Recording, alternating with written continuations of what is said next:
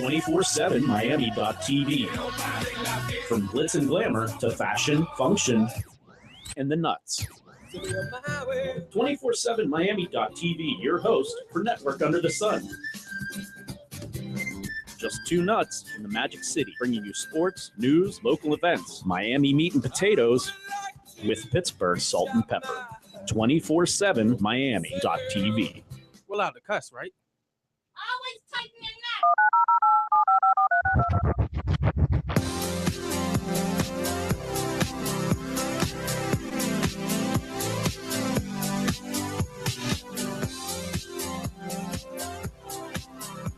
305 Network Under the Sun on 247Miami.tv. Couple nuts here in the studios in Doral. We're actually really short-staffed for the past couple weeks. Hey, Craig. Wait a minite. You're not Craig. I'm not Craig. I am unpopular Chris, running the show with LC, the owner and proprietor of 247 Miami. And I'm not Silos. No, you're not Silos. We are without Craig, without Silos. You know, actually, I got to bring this up. I was actually shopping the other day. I was at Walmart getting some groceries, and I went ahead and bought myself a new T-shirt. It was just a Captain America shield, but it was like kind of broken, almost like the way it is in the new Avengers. Now, I know like a promo. Yeah, basically just like that. And it's awesome. It's cool. I had to get one, but that's not the story I'm trying to tell. While I was there, I was just digging through the T-shirts to see what they had available. There was one T-shirt with 3 M&Ms. All right. There was the main guy, you know, the red M&M. Yeah. Who is like, you know, the main star of every commercial you ever see. He's got some kind of role in all of them, you know, like the you get in the bowl kind of guy. Yeah, yeah. And then he was surrounded by he had 2 other friends with him. He had yellow, obviously. Yeah, okay. And he had a funny voice, right? Yeah, and he also had the blue. I don't know if you remember the blue one back. The blue one? Remember when they first introduced the blue M&M? He was he was just like sad. Like almost like a jazz musician, kind of like dull and depressive, but you know, because he was like the first blue M&M, like, you know, depressive. Either way, though, he was another peanut style M&M. He had like that big round egg shape. Oh, okay. And so you have like the guy in red just sitting there with his arms crossed, like staring out with like a little kind of attitude, I would say. He kind of looked like Raphael from the Ninja Turtles, the way he was standing. Okay. And then he had the 2 other nut ones behind him. And the caption said, "I'm surrounded by nuts." And I was going to buy it and I was going to wear it today, but it would be completely, it would have not worked because I'm not surrounded by nuts today. No, there's no nuts today. Right? Yeah. I feel like a eunuch right now. There are no nuts. Yeah. I Completely I jump castrated. in and out, so I don't know if I count or something like that. But well, no, you see, if this is the way it goes, right? And we're like trying to do the body part comparison. Carlos and Craig are the 2 nuts. Okay. I'm just a dick. Whoa, wait a minute. So wait, what are you calling me then? You're the brain. You run the whole show. I thought you were going to go the other way south. What, that you're the ass? I'm like, wait a minute. No. I wasn't trying to play you like that. I was like, Lewis. yeah, one nut, the other nut, and then wait a minute. Man, I wasn't sticking strictly to the groin region. I was just saying that basically that's just it. They're the 2 nuts. I'm just a jerk, so I have to be the dick, apparently. And yeah, that's just the way it works. You're the brains of the operation. You make sure we get on air. You make sure everything goes down. So I'm not going to put you below the belt line. I hope everything is working right now while you're saying that stuff. So it sounds like it seems to be. So we'll let it go. We'll let it move forward now. It was a nice, fun week. Veterans Day just passed. Yeah. Did you have off on Veterans Day? Yes, I did. I didn't. You see, that's the problem of working in broadcasting. You don't get regular days off. No, it's not a mall job. I mean, something's always happening somewhere. Exactly. You have to tell the news. You have to tell what's going on in the world. So I was working on Veterans Day, but we were running packages every single segment, you know, saying thank a veteran, thank you for your service. What you do is incredible. Nobody could do the job you do. And I agree 100%. But here's where I become unpopular with my opinion. Uh-oh. I understand Veterans Day when it was established. When it was first brought into the hold on, I gotta make sure the door is locked. Well, you think that somebody's gonna come in here and try to destroy us? Yeah, like a commando or something. Like, what'd you say about Veterans Day? I understand, but look, the first Veterans Day was held way back. It was 1919. All right. Okay. Actually, I'm sorry. That was Armistice Day. I'm not even up on my research. Way back. Let's say 1938. I think that's when Congress approved it. In a land far, far away. Yeah. 1938. Do you know what was happening in 1938? Wasn't it We were the just about to Depression? get into World War II. Yeah, 42. We were in World II. War the One Depression happened, right? Yeah. And everybody got drafted to go fight. World War II happened. Everybody got drafted to go and fight. Korea, Vietnam, all that stuff. But the United States draft for the military doesn't happen anymore. Yeah, I filled out my draft card when I was Yeah, me 18 too. years old Yeah, I in remember that. 2000. Yeah, I remember that. But they never ever called upon me because we got rid of the draft. We have a volunteer army now. Yeah, So people who are in that situation, they're, but you want to thank the guys who are volunteering. That's what the thing is. yeah, but here's the problem about the whole situation. I anybody who has like a World War II cap or a Vietnam hat, thank you. I mean, you did Yeah. what I didn't do. yeah, and you know what? In my Like case, you in didn't my have an case. option. But now, like I have friends who are in the military who have gotten out of the military, and I can understand what they went through. It was probably horrible. But the thing is, they chose to do it. Yeah. And they got paid for it. They went in as a job. They went in thinking, I'm going to go in there. I'm going to have a salary guarantee. Yeah, but I'm going to have benefits when I get out. I'm going to possibly be able to pay for education after this. They saw it, for the most part, as a business move. Yeah, but the thing is that, it's not like It's not something I can, like, you can't yeah, but it's not say like this out loud. Yeah, really. but, yeah, no, but I can do it because I'm stuck inside a studio and nobody knows what I look like. and the doors, And now that I just realized I'm on video also. and but- the door is locked too. But the thing is that you you were checking the door. I saw you looking at the door. yeah, I'm going to get beat up so hard about this. By the way, we're not in the out. Oh, damn, I said it. Anyway, yes, I understand what you're saying, but the thing is that they're putting their life on the line. It's not like you go to your job and you putting your life on the line every day. You know what I mean? And for a certain amount of years. So that's where it's a little bit different. But you know what I think is kind of bad too? Of course we honor veterans who made the sacrifice to do that. But what about people that are support that go in to for a job, only a job, and just go into work, drive the truck, deliver the things in the cafeteria, deliver special Are you talking things. as far as military personnel goes? They're not military personnel. They're non-military personnel. They're the ones that do the backbone Support kind of work. staff. The support staff.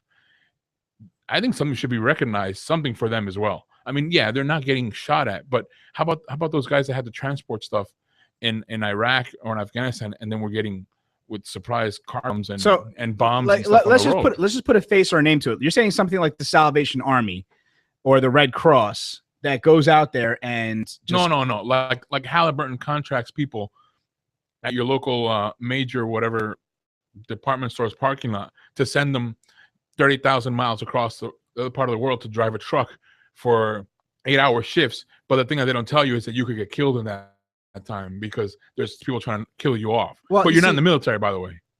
the You're not in the reason military. that's kind of the basis of what I'm trying to talk about. Those people who go there went there because they had the opportunity to be paid. Mhm. It's a job and they chose to do it.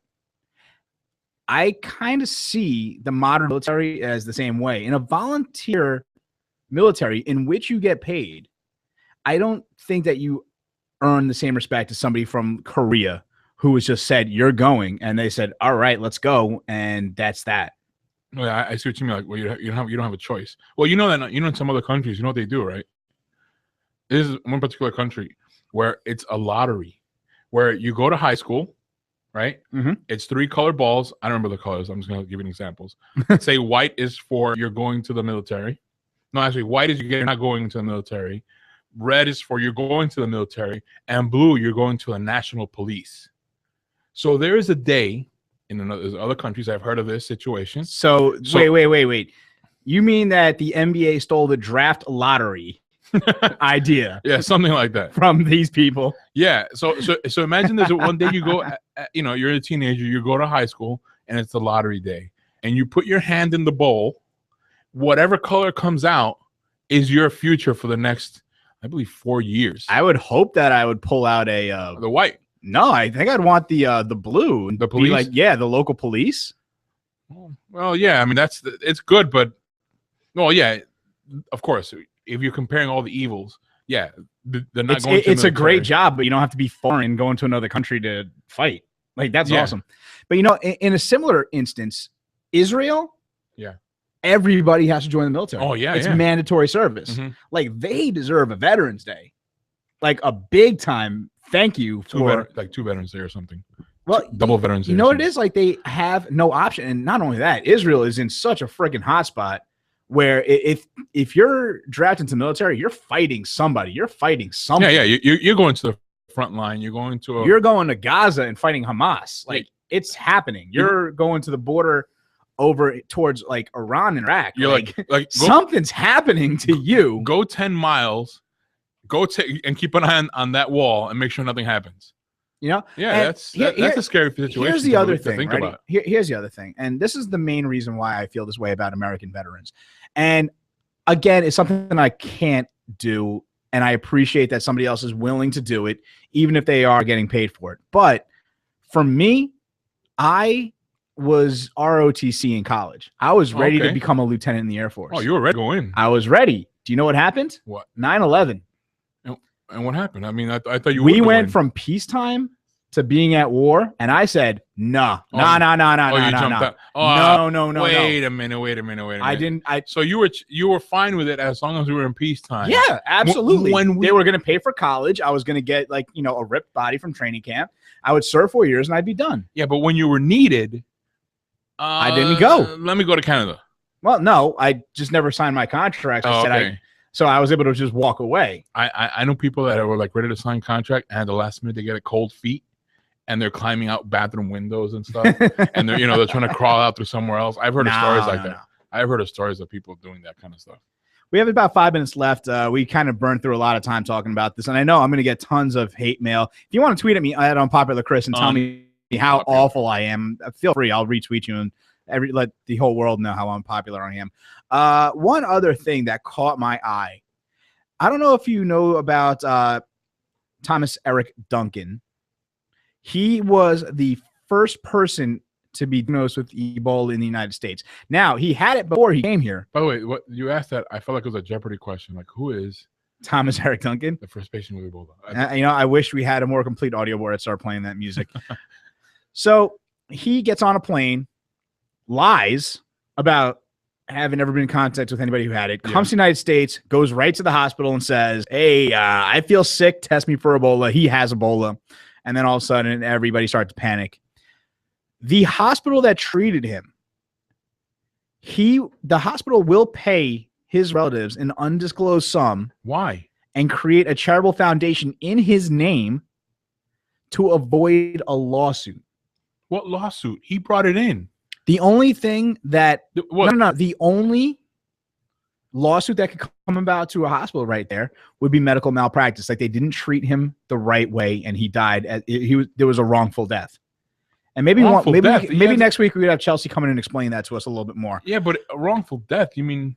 But he had it with him. He brought it in. There's no cure for that thing except certain treatment to go through. But for how long ever he had it? I mean, here's the thing: the second patient that went in with Ebola, he went ahead and got cured. So the cure was there. The cure is available. So maybe their argument is like, well, why could this one get the same treatment? It was at a different hospital, to be fair. It wasn't at Dallas Presbyterian. It was, I believe, somewhere in Atlanta. I think maybe Emory or something like that. Yeah, but I think it's a little bit different in this case because how long did he have it for? Well, other people, they knew they were in contact with it, and they said, you know what? I'm getting some weird symptoms. But this guy, he must have passed the 21 days of incubation, and he started showing the effects. I don't know the legalese behind it. Yeah. But I do know that that's kind of apparently shocking. To avoid a lawsuit, the Presbyterian University, Texas Health Presbyterian Hospital, Dallas, will be paying out a settlement to his family. Hold on a second. I'm looking for something in my pocket. Hold on. And for the YouTube people, I'm looking for something in my pocket. What are you looking for? Wait. Are you trying to pull out your health insurance card? No. What are you looking for in your wallet? I'm calling bullshit on that. Why the hell they got to pay for that stuff? You know, why do they got to do that? That's BS. That is total BS that they have to do that. That's total BS. I am not in complete disagreement. I don't agree with that. I completely side with Lewis on this. I think that's a poor example set forth. I mean, they just did it obviously just to avoid having a possible settlement. Anyway, we'll be back in just a little bit. We are going to be talking plenty of things. We got sports still to discuss. We're going to go to the movies. We have something that we want to power rank, me and Lewis, and then we'll see if we can get the other two nuts that didn't show up on the phone and do a little bit of a conspiracy theory. Of course, fantasy football coming on later this week. All the nuts playing each other. It's a battle. It's going to be a fun time talking about. So stick around. 305 Network Under the Sun on 247miami.tv. We'll be right back.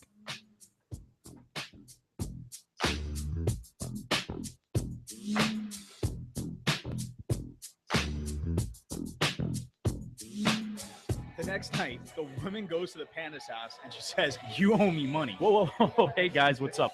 Greg Cook here. I'm host of Metal and Mayhem. We're all here hanging out at Cutler Bay Sports Bar and Grill, digging on some delicious food and tasty adult beverages. I'm here with some of the 305 Nuts, Louis Chacon, and Unpopular Chris. Chris, what do you have over there? Cutler Bay Sports Bar has hands down the best wings in South Florida. I tried their hot buffalo sauce and it was delicious. I also had the lemon pepper and the Caribbean jerk, but then Hector told me about Hector's sauce. It's the definition of awesome. Matter of fact, Hector's sauce has ruined wings for Craig. You can't even go anywhere else because they don't have Hector sauce. I order my wings 20 at a time, but here the plates can grow as high as 50 wings. Don't miss out. Try them today. Now leave me alone. You don't interrupt an animal during his meal. Very true, Chris. Hector's wing sauce is the best. Here's Louis Chacon. Looks like you have a tasty beer there. Tell us about the drinks, LC. Well, Cutler Bay Sports Bar is my favorite place to go for drinks. They have happy hour from 4 to 8 every Monday through Thursday. Dozens of draft specials, 2-for-1 mixed drinks, and 2-for-1 wines. I get down here as often as I can. My glass is empty. Hey, Hector, pour me another one. So it's obvious. Cutler Bay Sports Bar. Awesome food, the best wings, the best drink specials all the time. Cutler Bay Sports Bar and Grill, 20305 Old Cutler Road, right here in the heart of Cutler Bay. Tell them Craig sent you. So the woman looks up panda in the dictionary and it says, "Panda eats bush and leaves." This and every Friday, Metal and Mayhem. I am your host, Craig Cook. Heard live every week here on the 247 Miami Radio Network. Hit 247miami.tv, part of the Zombies Don't Sleep crew. Fridays, 10 p.m. until we quit. Join me for Metal and Mayhem. It's time.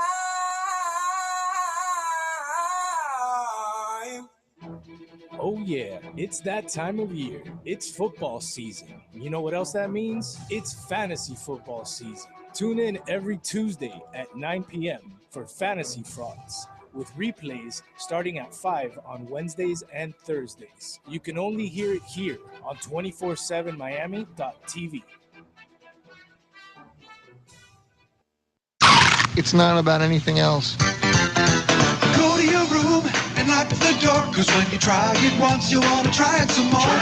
Size doesn't matter, and that's a fact. It might be small, but it's a big impact. Bust a nut, bust a nut. Grab a bag of corn nuts and bust a nut. They're lightly toasted and hard as well. Enjoy yourself, we won't tell. Everybody does it, they like it a lot. You can do it at school, just don't get caught. It takes a few minutes if you don't delay. Take your time, make it last all day. Bust a nut, bust a nut. Grab a bag of corn nuts and bust a nut. They're lightly toasted and hard as well. Enjoy yourself, we won't tell. Corn Nuts, an intensely crunchy corn snack, comes in 7 nut-busting flavors. Bust a nut at a convenience store near you. 24/7 Miami.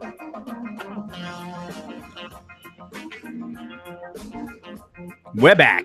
247miami.tv. 305 Network Under the Sun at Unpopular Chris.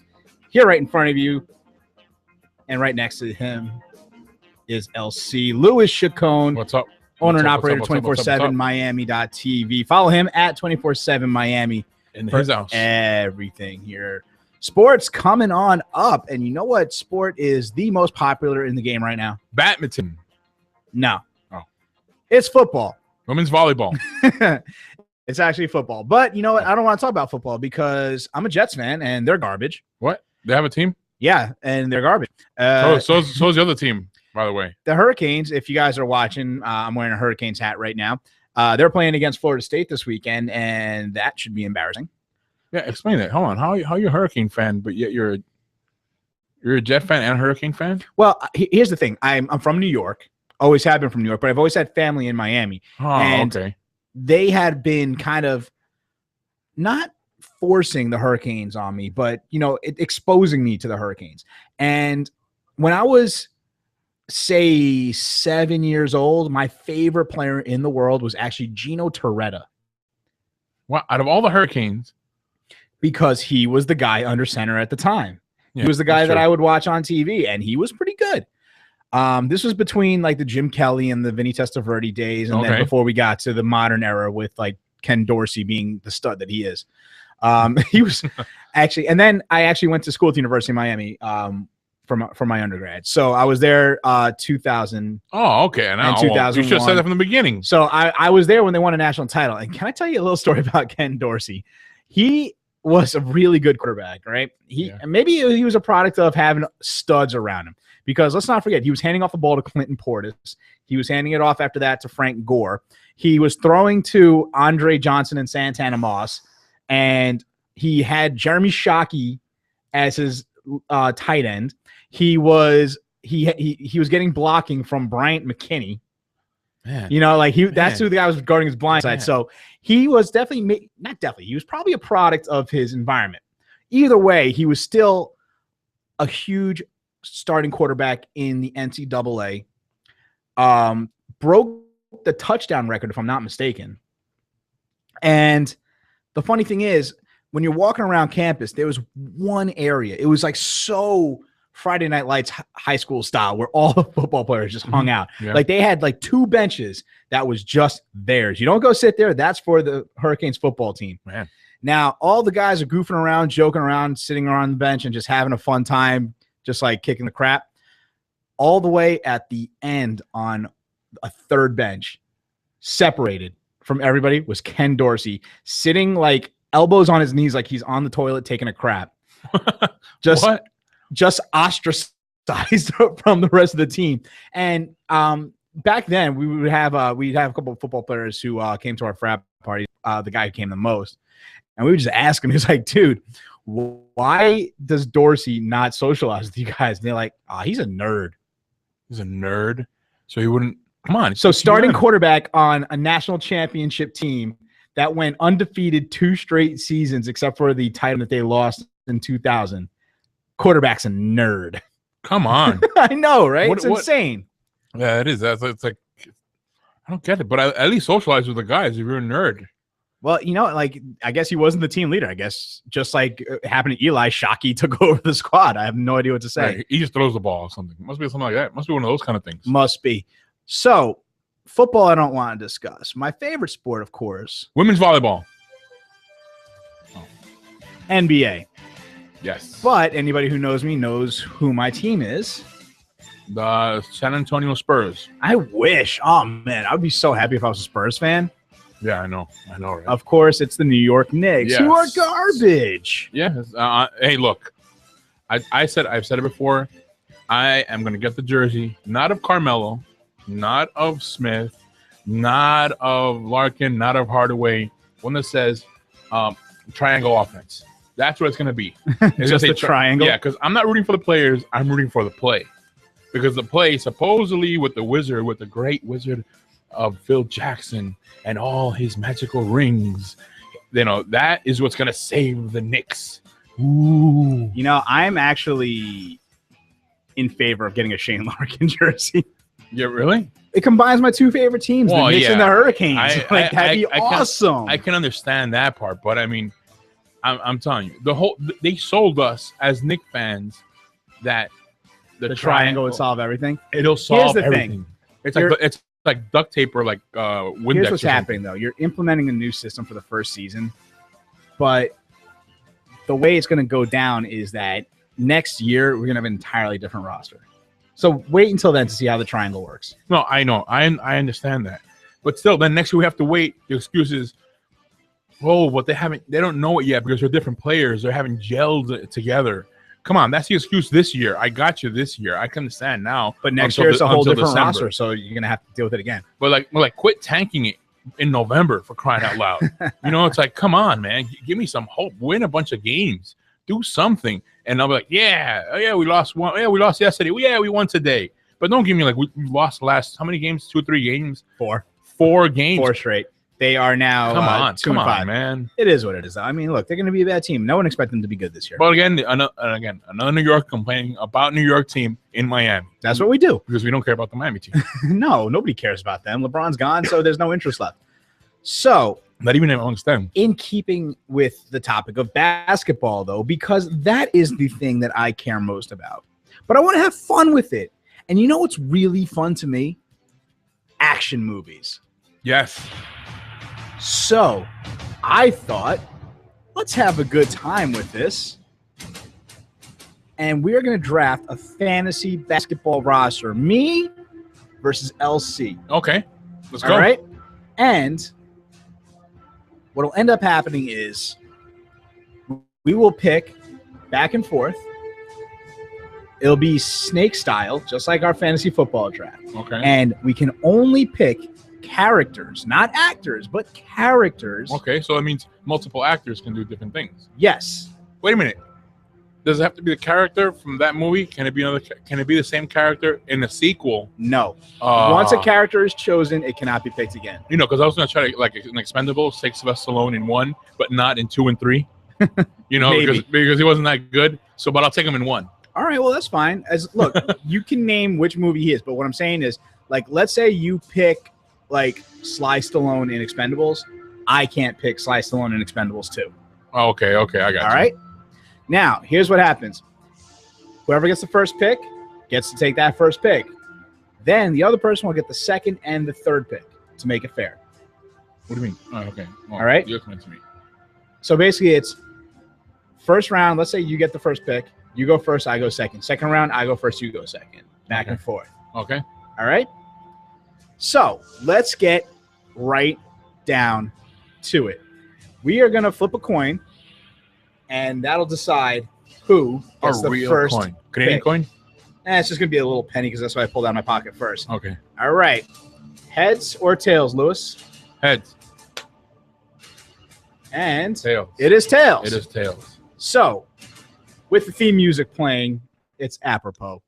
I'm going to go ahead and select, for my power forward position, the T-800 from Terminator 2. Oh. All right. You're not moving him out the post. He is grabbing boards on you. All right. I know who I'm going to grab. Who are you going to grab? Wait, it's not a hero. It's a villain. A villain. Yes, Okay. a villain. I'm going to grab Jaws from James Bond. Remember Jaws? I do remember Jaws. Yes. He was a tall guy, and he was a very strong guy. So I have Is a he feeling your starting center? he's my center. I'm gonna just to battle your That is Your a TI. great pick. Because I if would anything, never have thought of it. Jaws. By the way, before we go further, we have to clarify one other thing. No superheroes. Oh yeah. We're keeping those out of Yeah. the entire conversation. Not that I don't love superheroes. I know Lewis doesn't, but I love them. Yeah. But it doesn't Yeah, seem but no, right. they have powers. You Come know, on. it'd be like I pick Spider-Man as my point guard and Superman as my small forward. I win. You know, Yeah, yeah. like we're gonna keep away from and that, the Flash is my point guard or something, and right? he'll just run around everybody and score. You know, it'd be awesome. The Human Torch as a relief pitcher because he just throws heat. He's walking into- wait, where's that? Anyways, okay, so Jaws and the T-800 are the first two in the first round. Yeah, Lewis, who is your second round pick? my second round pick. Hold on, I was trying to think of a good one before. Okay. Man, you got me in a good one. Man, I know it's radio. I know. I know. I mean, we have all day, don't we? No. Totally putting him on the spot. You know, we have 7 minutes left, so we can take our time with this. Okay, no, We're hold all on. right. Okay, no, it's okay. Okay. We'll analyze the picks as they come. Yeah, I'm gonna take Arnold Schwarzenegger from Total Recall as my power forward. All right, so we both got Arnie at power forward. Do you remember the character's name from Total Recall? I remember his name. Because if you don't know the name, you might as well have just picked Arnold Schwarzenegger from Kindergarten cop. It's the same thing. No. Because he was a different guy in Total Recall. Remember, he had all those skills, and he could detect if the guy was lying, and he had this. He was a spy already, so I think he'll be pretty good. He'll be good. A lot of action battling down there as a power forward. Okay. Let's see. I don't know. I am gonna go also with a villain, just like you did in the first round. Oh, you like the villain, huh? Yes, because I want this guy to play small forward for me. Because I think not only is he great on offense, because he's one of the biggest offenders I've ever seen in my life, but this guy will play vicious defense. And I choose the Predator. Oh man. I gotta put a villain down there too, then, or something. No, hold Well, on. you got Jaws. He's your villain. Yeah. Well, what about T.I.? Well, he was T-800. He was T-800. not. The T-800 from Terminator 2 was not a villain technically. and the first one was. I think he was a T-100 in the first one. Like, Yeah. it was an upgraded model for T2. Okay. All right, fine. All right, so round 3 now, and I get the first pick this round. Yeah. All right. I need somebody big in the middle to battle around Jaws. That's going to be I hard. thought you had the T800. I thought you were just. Oh no, he's a power forward.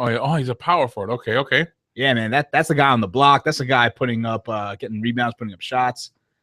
I need somebody that's big and monstrous, but I don't know where I'm going. So instead, I am going to take for a shooting guard, a slasher, a guy who's quick, who's agile, and not for nothing could take a beating. I'm picking Eric Draven, Who's that? the Crow. Oh man. Okay. Okay. Good. Okay, now I'm gonna go with. See, it's always the same character in almost every movie, but Another Arnold. no, an Army of Arnold.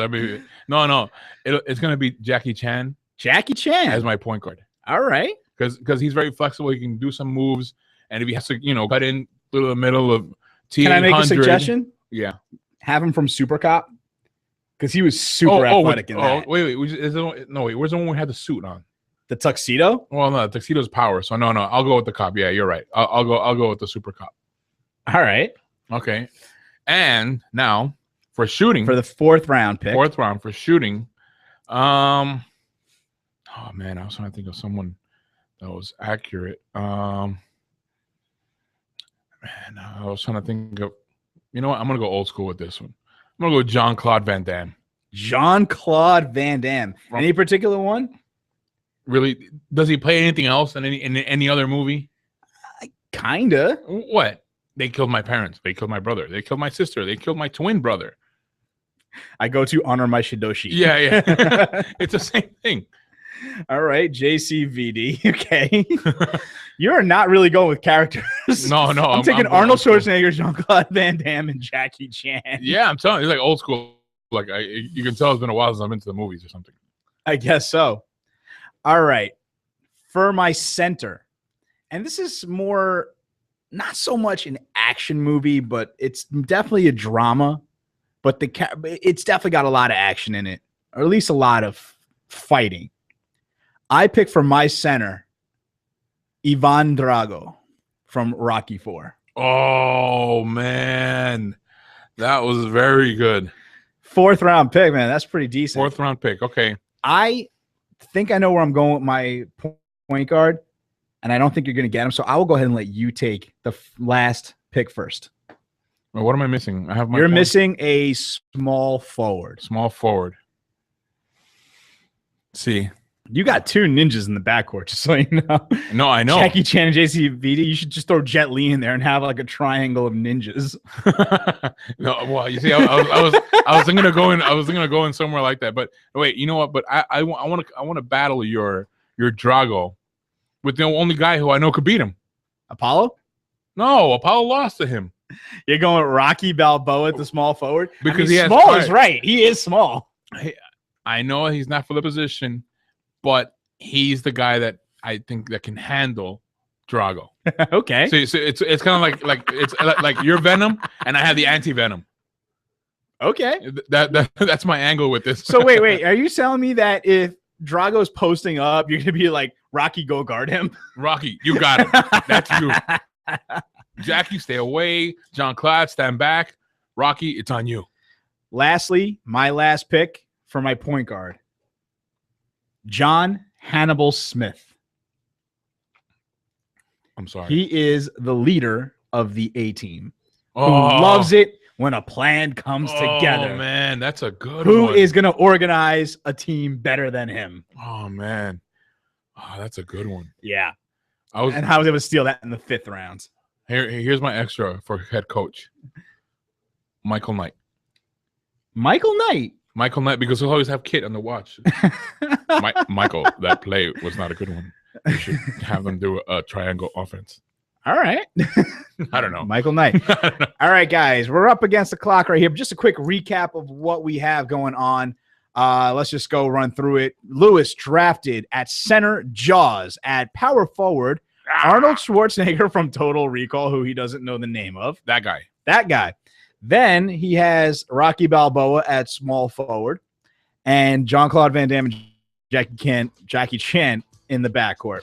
Going up against my super superior team, Ivan Drago clogging up the middle, the T-800 tearing down the block, the Predator locking down anybody with the ball, the Crow slashing to the rim, and, of course, Hannibal Smith just organizing all together. We'll tweet out these rosters. You guys can tell us who you think is going to win, Man, and we'll go ahead and post the results next week. I got to update my movie selections. You're going to have to go ahead and, hit the waiver wire. This is a little one. All right, 305 Network Under the Sun. Stick with us. We're going to come back. We're going to the movies.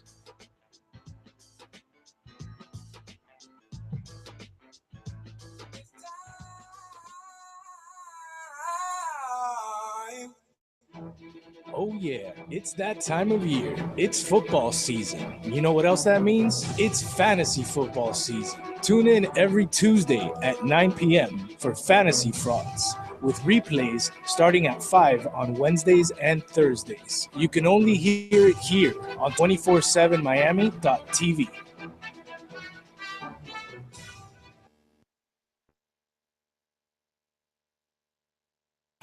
The next night, the woman goes to the Panda's house and she says, "You owe me money." Whoa. Hey, guys, what's up? Craig Cook here. I'm host of Metal and Mayhem. We're all here hanging out at Cutler Grill, digging on some delicious food and tasty adult beverages. I'm here with some of the 305 Nuts, Louis Chacon, and unpopular Chris. Chris, what do you have over there? Color Bay Sports Bar has hands down the best wings in South Florida. I tried the hot buffalo sauce and it was delicious. I also had the lemon pepper and the Caribbean jerk. But then Hector told me about Hector's sauce. It's the definition of awesome. Matter of fact, Hector's sauce has ruined wings for Craig. You can't even go anywhere else because they don't have Hector's sauce. I order my wings 20 at a time, but here the place can grow as high as 50 wings. Don't miss out. Try them today. Now leave me alone. You don't interrupt an animal during his meal.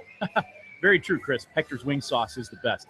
Here's Louis Chacon. Looks like you have a tasty beer there. Tell us about the drinks, LC. Well, Cutler Bay Sports Bar is my favorite place to go for drinks.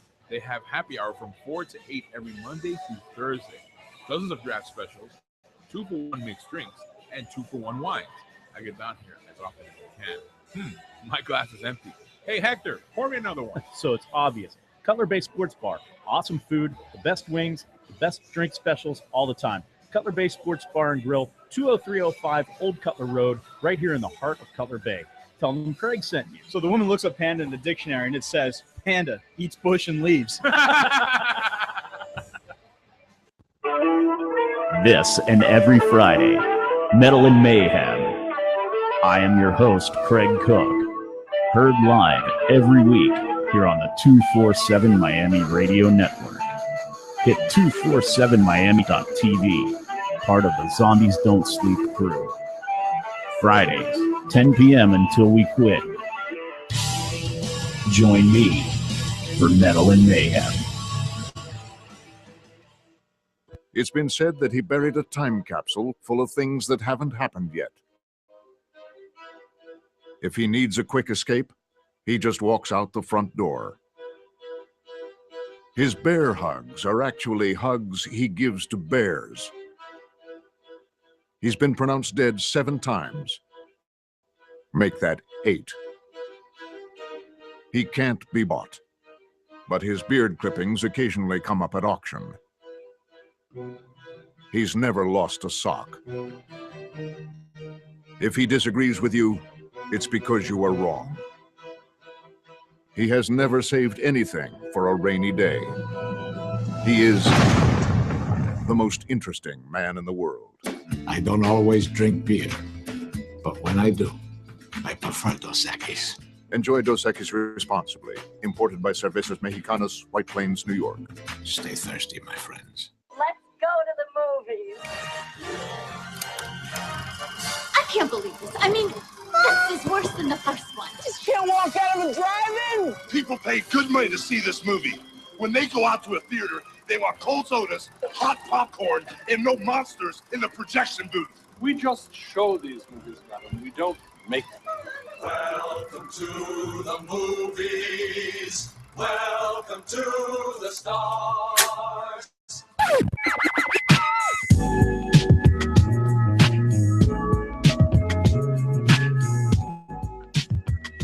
3:05. Now we're going to the Sun. Back with you at the movies. I'm all alone today, sitting around. Actually, you know what? George West has just walked into the room. George, how are you? Which mic am I on here? You're on mic 2, sir. Okay. All right. There I am. Okay, great. George West, of course, of the George West Show. George, you're on Twitter, right? No. You're not? No. We got to find a way for them to follow you other than listen to the show. I do the Facebook thing, the word of mouth thing, old school punk rock promotion. Awesome. You know, you kids with your Twitter and your, making tweets and whatnot. I love how he refers to us as kids, yet I'm probably only, about 5 years younger than you? Well, you look like you're 15 years younger. So you're clearly taking good care of yourself, or I'm doing something wrong. I have no stress in my life. That's my thing, and why I actually never really have to worry about the way I look. So, George, what's coming up on the George West Show this week? I have no idea. No honest idea. to God. It's usually Thursday, Friday. I figure out what I'm going to talk about. It's generally something that's going on in the news that kind of strikes my fancy. Last week, we did the big Veterans Day special. I had Andre Brown from The Authority on. He's Absolutely, a Marine veteran. I'm a Navy veteran. So we talked about our time in the service, what it's like to be a vet, and then we bitched and moaned about the homeless veteran situation. Yeah, that's too bad and shame. Actually, you heard about that homeless situation over in Fort Lauderdale, right? I have the 90-year-old World War II vet who's feeding the homeless, and despite what Mayor Jack Seiler might have to say about it. I've heard differing opinions on this, and I was kind of wondering what your take would be on this. I understand that it is a lousy thing to be arrested for, but it is law. At what point is the response? I mean, and he just got arrested again for doing the same thing. He's openly defying the mayor. Okay, and the Mayor Seiler, I know him. I've interviewed him several times. He's not the evil tie old ladies to the railroad tracks kind of guy. He's not. He's not sharpening his mustache when he goes on. No, not at all. As a matter of fact, he's reached out to this gentleman to try to work with him. At which hands, the hand always gets slapped away. But when the cameras are on, the guy's always like, "Oh, well, the city of Fort Lauderdale is doing nothing for the homeless." They're trying. They're making an attempt. The difference is he's using donated money. Mayor Seiler's using tax dollars, which has to pay for all the sorts of stuff that we all enjoy: the police, the fire department, your schools, Understood, your roads. but if it's part of the budget to help the homeless as part of the they tax have shelters, budget, but the ideal is that just feeding them, give a man a fish, he eats for a day. Seiler wants to teach them how to fish. He wants to give them the resources to get off the streets so that they don't have to be fed on the streets. And frankly, what this gentleman is doing, as noble as it is, if a man is hungry, give him something to eat. I totally get it. Should he be cited? Should he be fighting with the mayor? No, probably not. But again, I know that the mayor's reaching out and trying to work with this guy, but the hand keeps getting slapped away so that every time the news cameras are on, he can say, "Oh, I'm going to fight it. I'm tough.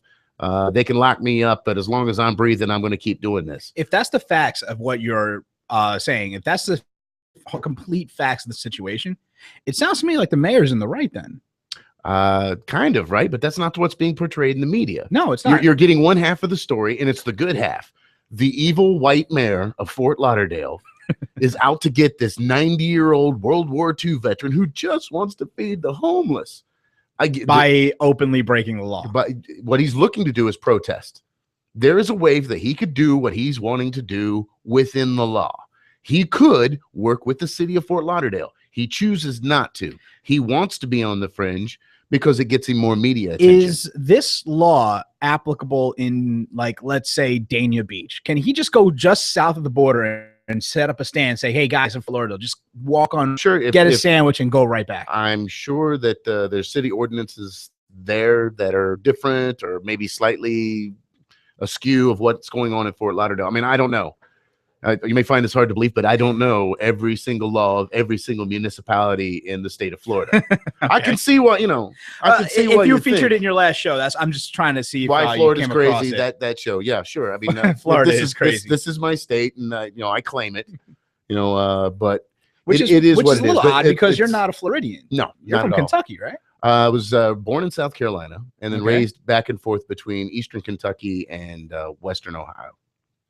Kentucky. All right, so Right right there on across the the river, Ohio right River, on the river. Yeah. All right, so then this is just an adopted place for you, just like it is for me. I came here the first time as a young child with my dad, who tried to open a car lot and failed miserably. And then he went back to being a cop, which he was great at. And at some point, he decided that he wanted to be a chiropractor, so he went to school for that. So he moved to South Carolina, Spartanburg, South Carolina for a while. Then I moved back in with my grandparents in Kentucky while he finished school, Mhm. and then he sets up shop in Ocala. And I remember I was like one summer after spending a summer and a year in school with my grandparents, I went back to live with my parents in Ocala. And I've been in Florida pretty much ever since then. That's outside of the Navy and bouncing around a little bit in my younger years. Now the Navy, chasing. how many chasing different things. places were you stationed when you're in the Navy? Just 2. Well, no, 3 if you want to count boot camp. I was out in San Diego for boot camp. Okay. Then I was stationed aboard the USS Shreveport for the majority of my career. And that was usually deployed? Yeah, we were Gator Navy. We were constantly underway. Okay. And just cruises to nowhere. Going out and just being out in the middle of the Now, ocean. what kind of a ship was that? It was an amphibious transport carrier. Basically, it had a flight deck, so we could land helicopters. We could actually land helos, the jets, the Mhm. Harrier jets. Yeah. We could land those, but it would tear the deck up. So we only did that the one time. For those of in our audience that don't know that, that's the basic jet that Schwarzenegger flew in True Lies. Yeah, the one that can take That straight just off. like It jumps can right up. take off It's the vertically. one from Grand Theft Auto San Andreas. Right. That's the kind of audience you're dealing with when you're listening to our Okay, show, when okay. you're with our show. All right. They don't know too much. Gather round, children, and your Uncle George will explain to you about modern warfare and the actual technology. No, the Harrier jet can basically, from standing on the tarmac, take off like a helicopter, straight up. Straight up. Yeah, That's awesome. The wings turn, and the propellers force the ship up, and then they turn back, and the thing takes off. That's so badass. So, in addition to that, the ship also had a well deck. Now, the ship's been decommissioned. That's why I can talk about all these things. You're probably shaving with parts of the USS Shreveport. George thinks so. Well, no, you kind of got this perpetual 4:30 shadow. It's not quite a 5 o'clock shadow. You know what it is? It's not quite there yet. And you got the porn and stash going on now. Here's what happened. Dollar Shave Club alerted me to the fact that it's a crime to actually pay for razors at a pharmacy. So I just kind of stopped. And I have a pair of clippers at home now that I just kind of clip myself short every so often.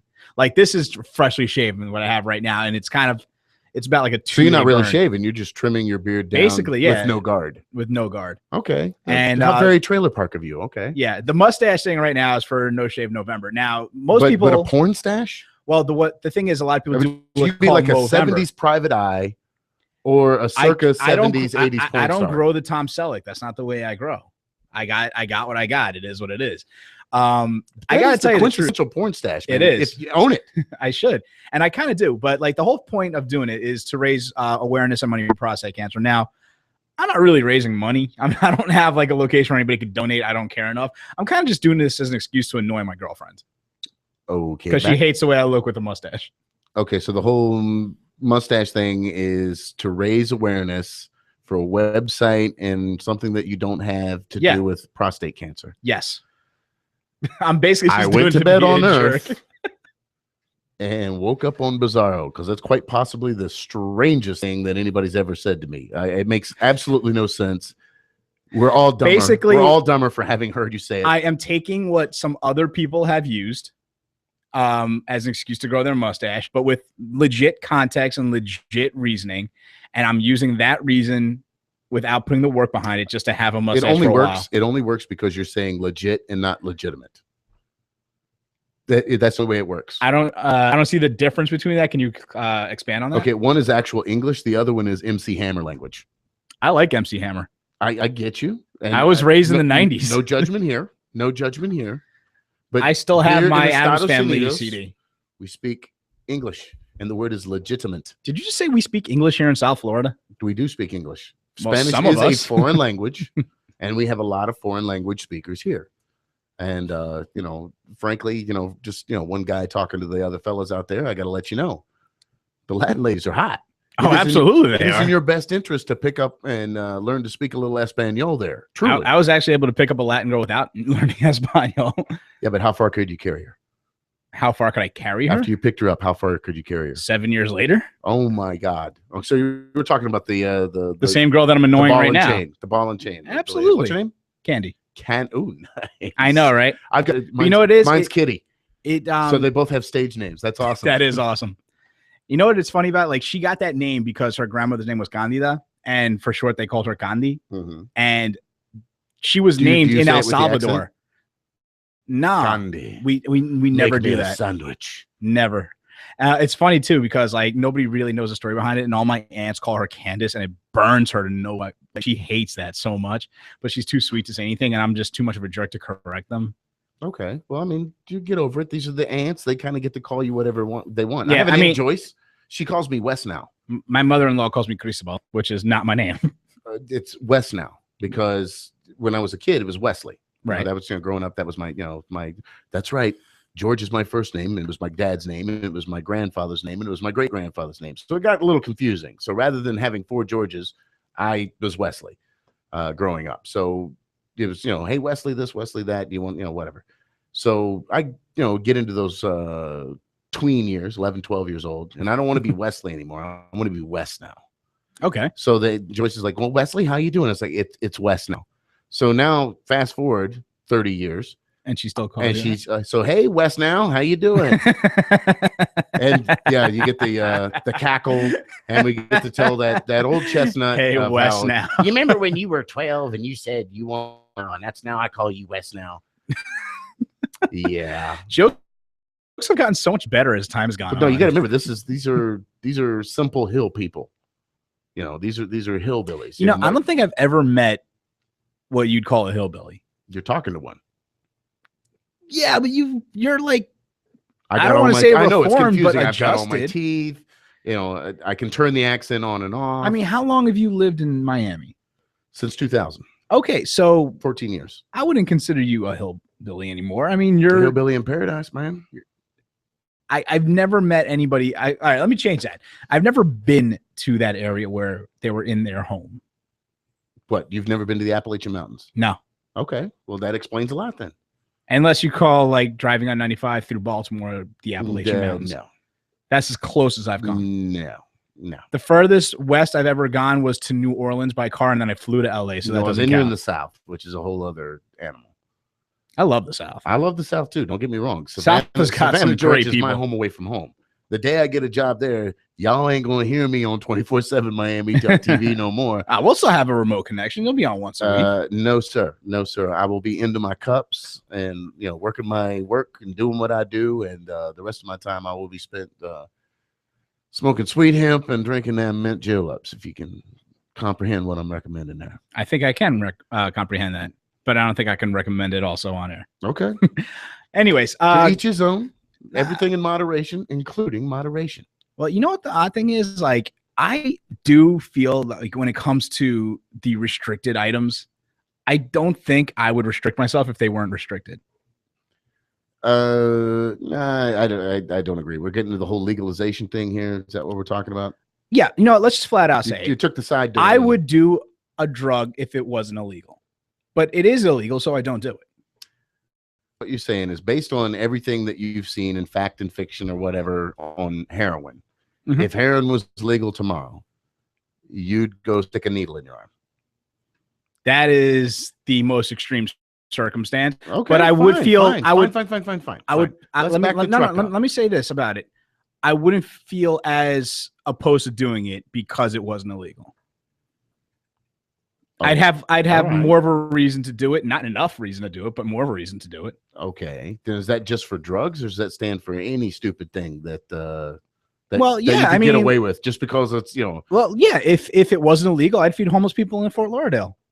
But it is, so I it's don't. legal, so you don't. No, of course I Not don't. because you don't care about the homeless in Fort I Lauderdale. mean, that's beside the point, but I can stick with the whole fact that it's You're like, illegal, so that's my called first spin. excuse. That's spin. It's what I know. that I'm is. so running for office someday. I'm going to be Yeah, good at this. You have mastered that Texas sidestep. Texas that- sidestep. That is wonderful. It's from Best Little Whorehouse in Texas.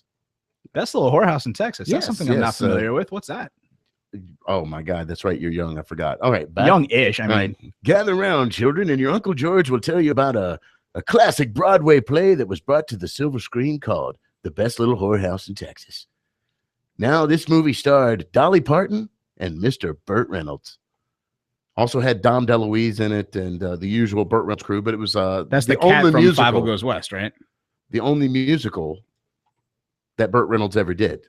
So if you've got to sing Burt Reynolds sing, or you want to see Dolly Parton in lingerie back in the early 80s when Dolly Back when Parton somebody was still wanted to worth see her in seeing, lingerie. I can't recommend it highly enough. There's some decent little songs in there, and it's a fun little movie or play or whatever. Great way to kill 90 minutes. The Best Little Whorehouse in Texas. Best Little Whorehouse in Texas. Oh, you know what? I came into this segment intent on talking about movies, and there we go. We have the movie recommendation That's it. for I the brought it week. 360 for you. George West from the George West Show. Thank you for stopping by. It's always great to have That's a the- professional voice in here with me. That's the George West Show that you can hear right here on 247miami.tv every Saturday and every Monday at 8 p.m. with replays. There's going to be one right after this show. Right the after big this one. Veterans Day special right here At 9 o'clock. in about an hour from now. Absolutely. As soon as we get off the air is the second that George gets on. All right. Thank you for having me, Chris. Always a pleasure, George. Thanks a lot. 305 Network Under the Sun. Stick around. We're going to be coming back in just a couple of moments. And of course, as is our usual take, we are going to have some power rankings for you guys. So we have a fun topic. Elsie's going to be back in the chair with me right after this. Stick around. It's going to be fun.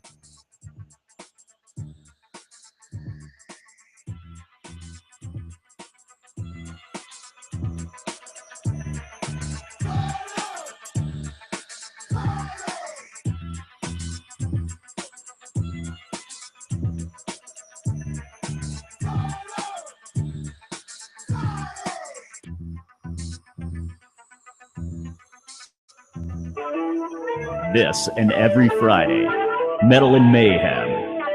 I am your host, Craig Cook. Heard live every week here on the 247 Miami Radio Network.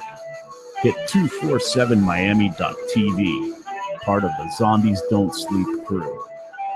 Fridays, 10 p.m. until we quit. Join me for Metal and Mayhem. The next night, the woman goes to the Panda's house and she says, "You owe me money." Whoa, whoa, whoa. Hey, guys, what's up? Craig Cook here. I'm host of Metal and Mayhem. We're all here hanging out at Cutler Bay Sports Bar and Grill, digging on some delicious food and tasty adult beverages. I'm here with some of the 305 popular. What do you have over there? Cutler Bay Sports Bar has changed. I tried their hot buffalo sauce and it was delicious. I also had the lemon pepper and the Caribbean jerk. But then Hector told me about Hector's sauce. It's the definition of awesome. Matter of fact, Hector's sauce has ruined wings for Craig. You can't even go anywhere else because they don't have Hector's sauce. I order my wings 20 at a time, but here the plates can grow as high as 50 wings. Don't miss out. Try them today. Now leave me alone. You don't interrupt an animal during his meal. Very true, Chris. Hector's wing sauce is the best. Here's Louis Chacon. Looks like you have a tasty beer there. Tell us about the drinks, LC. Well, Cutler Bay Sports Bar is my favorite place to go for drinks. They have happy hour from 4 to 8 every Monday through Thursday. Dozens of draft specials, 2-for-1 mixed drinks, and 2-for-1 wines. I get down here as often as I can. My glass is empty. Hey, Hector, pour me another one. So it's obvious. Cutler Bay Sports Bar. Awesome food, the best wings, the best drink specials all the time. Cutler Bay Sports Bar and Grill, 20305 Old Cutler Road, right here in the heart of Cutler Bay. Tell them Craig sent you. So the woman looks up panda in the dictionary and it says, "Panda eats bush and leaves." It's time.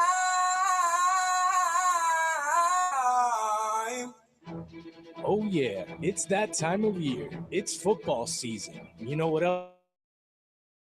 Season. Tune in every Tuesday for Fantasy Frauds. with replays starting at 5 on Wednesdays and Thursdays. You can only hear it here on 247miami.tv. It's not about anything else. Go to your room and lock the door, cause when you try it once, you want to try it some more. Size doesn't matter, and that's a fact. It might be small, but it's a big impact. Bust a nut, bust a nut. Grab a bag of corn nuts and bust a nut. They're lightly toasted and hard as well. Enjoy yourself, we won't tell. Everybody does it, they like it a lot.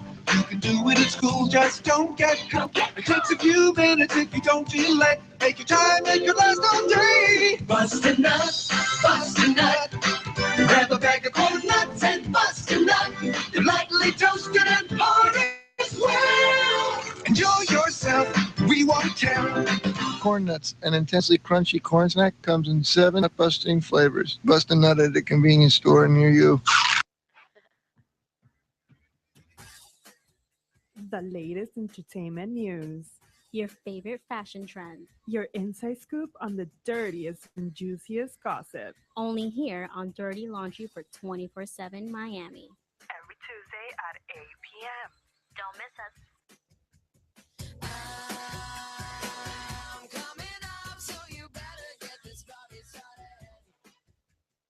Floyd brought us pigs that fly, planes that crash, and walls that come tumbling down. Now, the time has come to go a step further. The concert that will redefine the Stadium Spectacular. Pink Floyd live. Getaway is on its way. A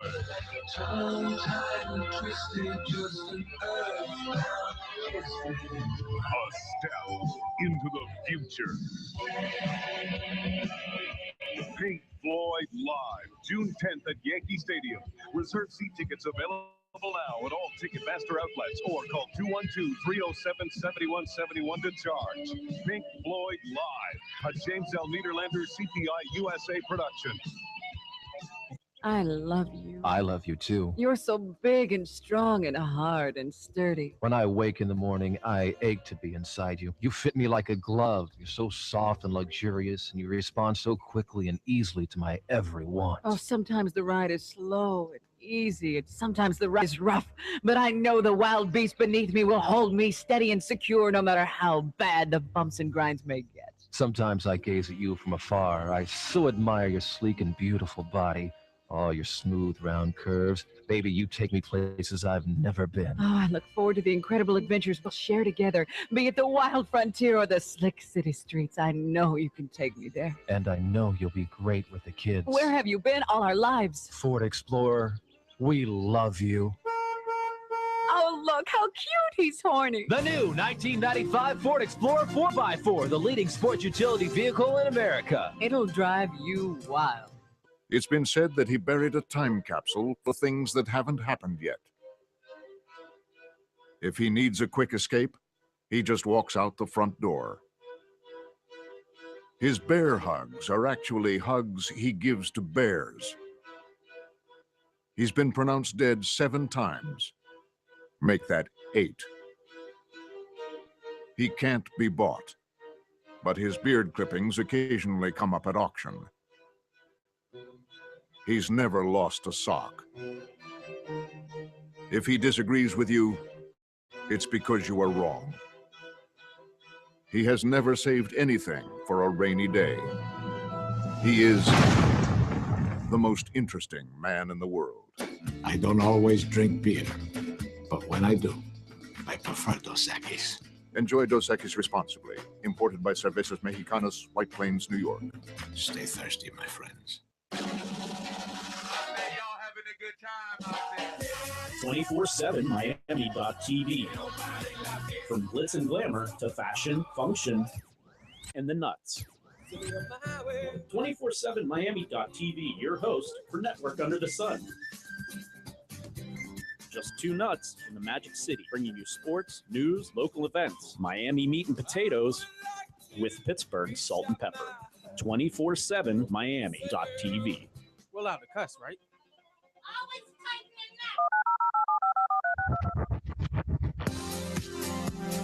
No, Craig.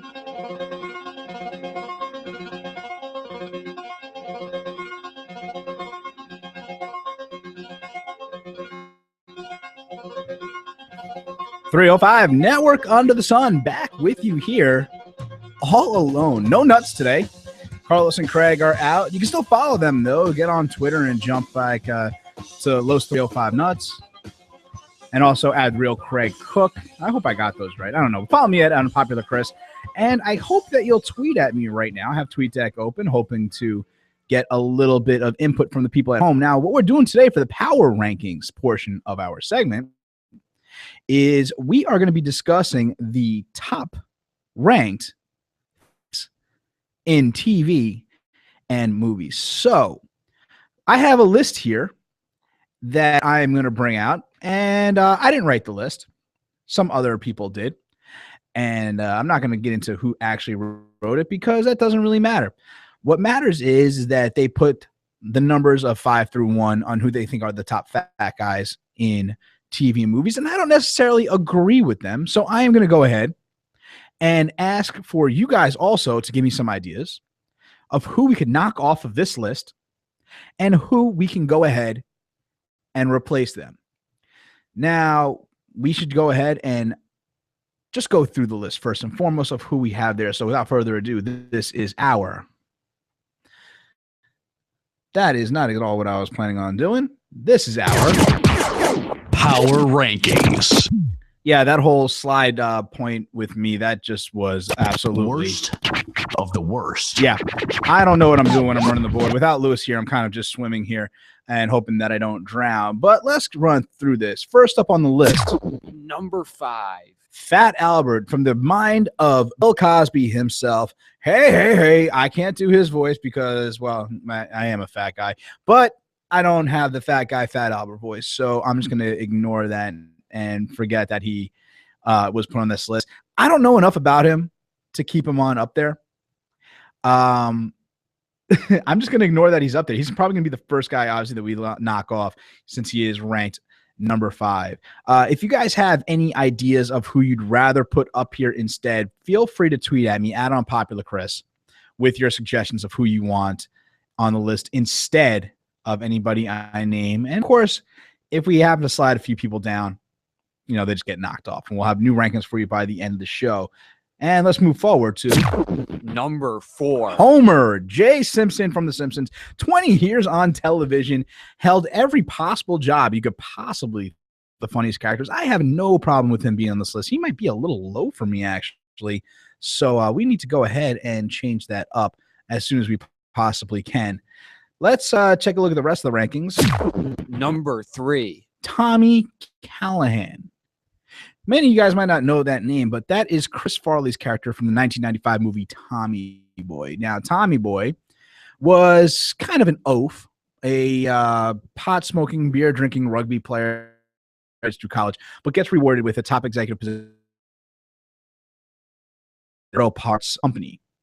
Father died to try to keep the company afloat, and it's just a romp of awesomeness and fun. He is a fun character. I would say it's more of a Chris Farley thing than a Tommy Callahan thing, but Homer Simpson, I would probably put above him, but there he is nonetheless on this list as number 3. Moving forward. Number 2. Jabba the Hutt.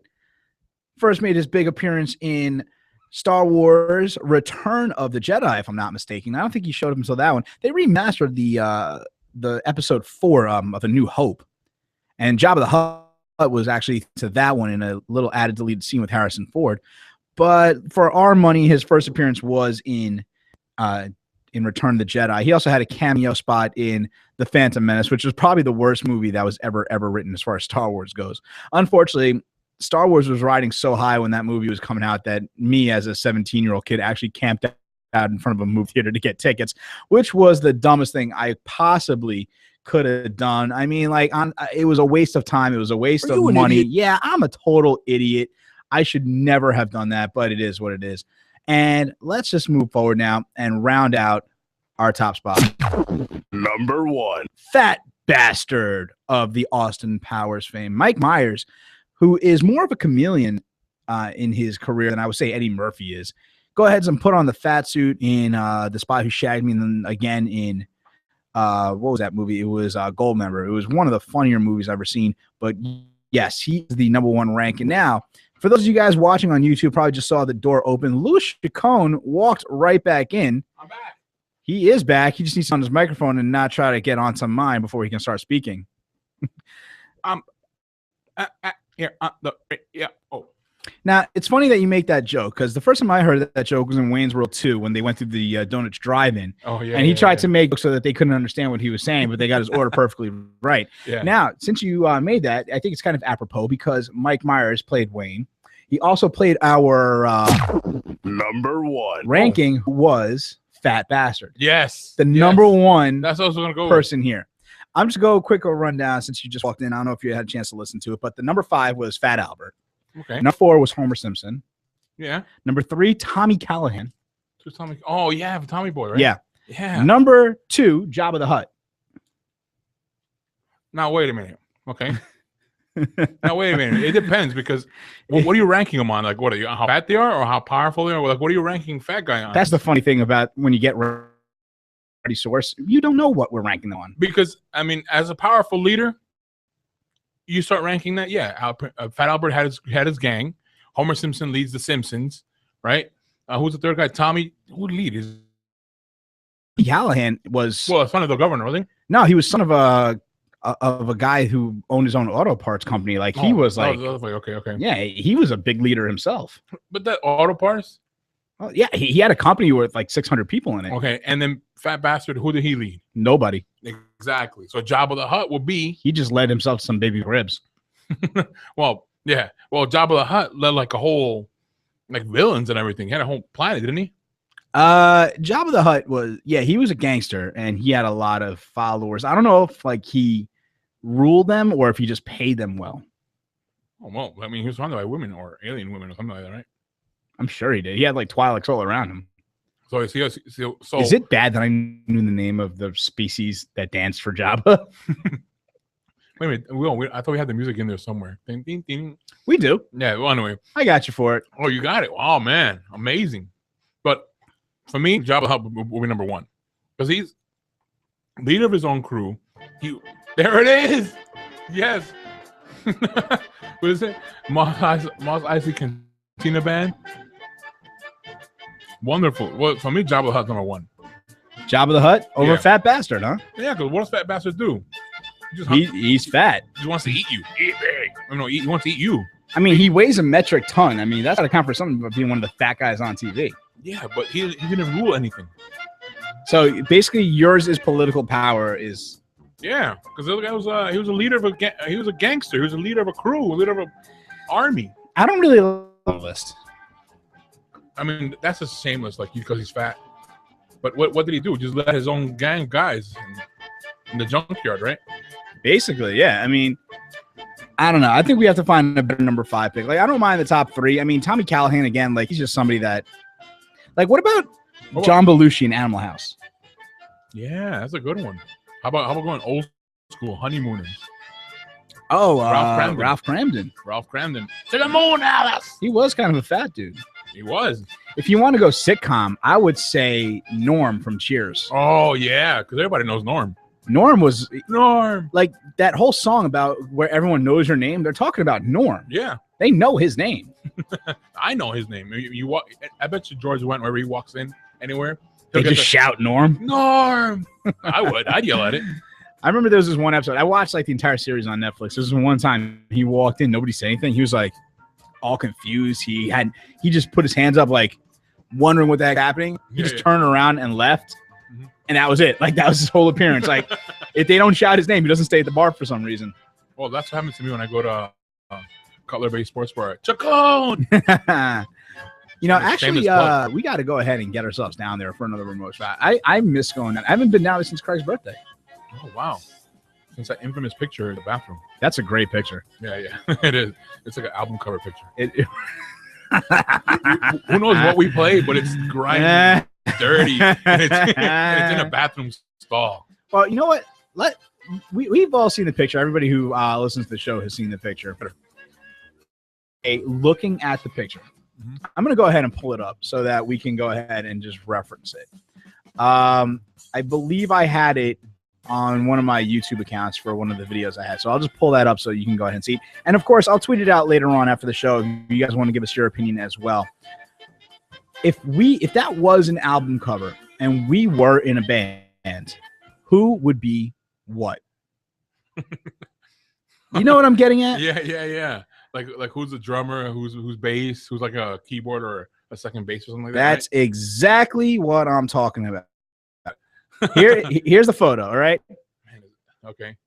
And you have Craig forefront, you have Los right behind him, and then you and me backing up on Craig. Yeah, and you notice in the picture I was looking backwards on that one. Yeah, you kind of look like you got surprised there. Yeah. Well, here's a little inside joke on that.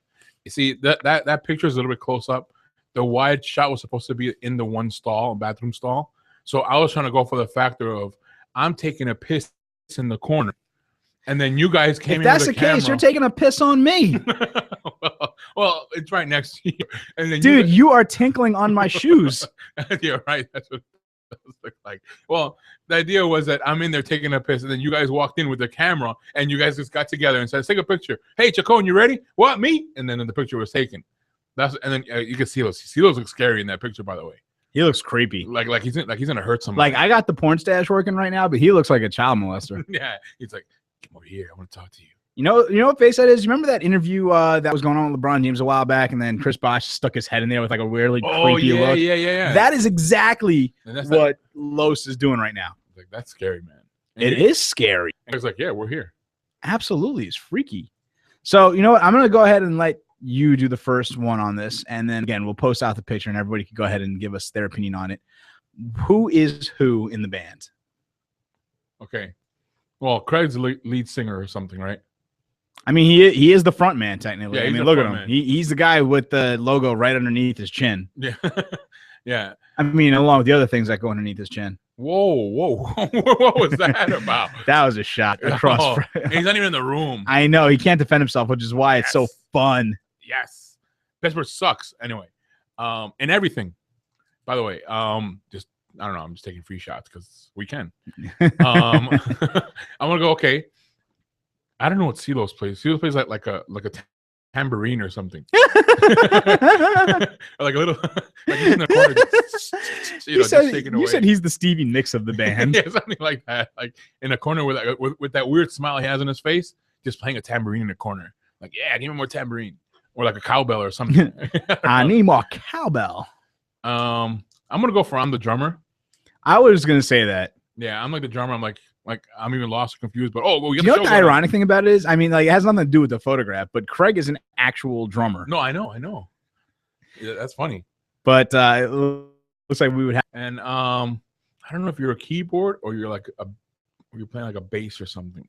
I would say no. You know what? I could be a bass player, but I'd have to have like an upright bass.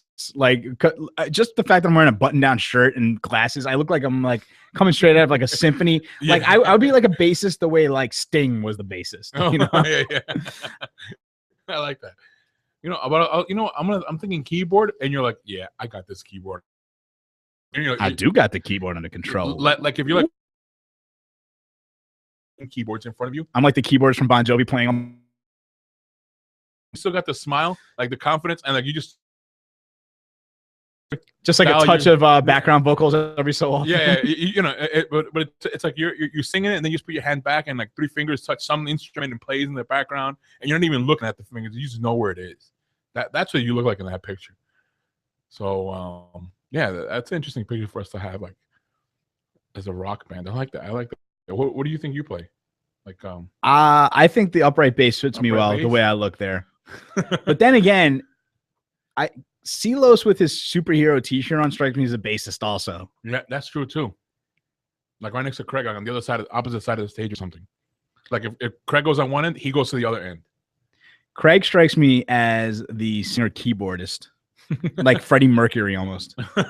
Oh man, I don't mean that like a gay dude with AIDS. That's not what I'm trying to I go wasn't going for. there. I was going as a man who passed away. Where did you go with that?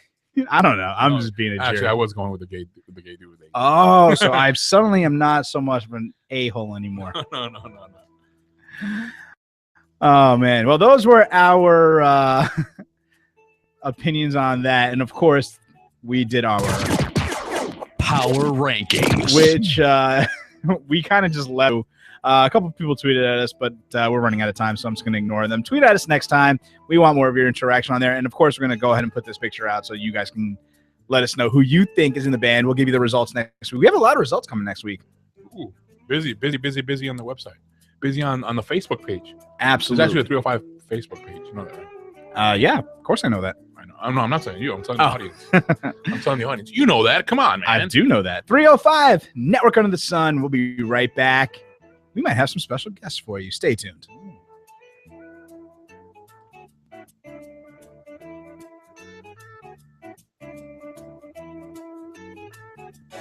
The next night, the woman goes to the Panda's house and she says, "You owe me money." Whoa. Hey, guys, what's up? Greg Cook here. I'm host of Metal and Mayhem. We're all here hanging out at Cutler Bay Sports Bar and Grill, digging on some tasty adult beverages. I'm here with 305 Nuts, Louis Chacon. Chris, what do you have over there? Cutler Bay Sports Bar has hands down the best wings in South Florida. I tried their hot buffalo sauce and it was delicious. I also had the lemon pepper and the Caribbean jerk. But then Hector told me about Hector sauce. It's the definition of all that. Hector sauce has ruined. You can't even go anywhere else because they don't have Hector sauce. I order my wings 20 at a time, but here the plates can grow as high as 50 wings. Don't miss out. Try them today. Now leave me alone. You don't interrupt an animal during his meal. Very true, Chris. Hector's wing sauce is the best. Here's Louis Chacon. Looks like you have a tasty beer there. Tell us about the drinks, LC. Well, Cutler Bay Sports Bar is my favorite place to go for drinks. They have happy hour from 4 to 8 every Monday to Thursday. Dozens of draft specials, 2-for-1 mixed drinks, and 2-for-1 wines. I get down here as often as I can. My glass is empty. Hey, Hector, pour me another one. So it's obvious. Cutler Bay Sports Bar. Awesome food, the best wings, the best drink specials all the time. Cutler Bay Sports Bar and Grill, 20305 Old Cutler Road, right here in the heart of Cutler Bay. Tell them Craig sent you. So the woman looks up panda in the dictionary and it says, "Panda eats bush and leaves."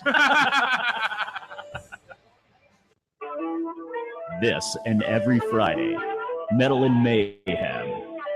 I am your host, Craig Cook. Heard live every week here on the 247 Miami Radio Network. Hit 247miami.tv, part of the Zombies Don't Sleep crew. Fridays, 10 p.m. until we quit. Join me for Metal and Mayhem. It's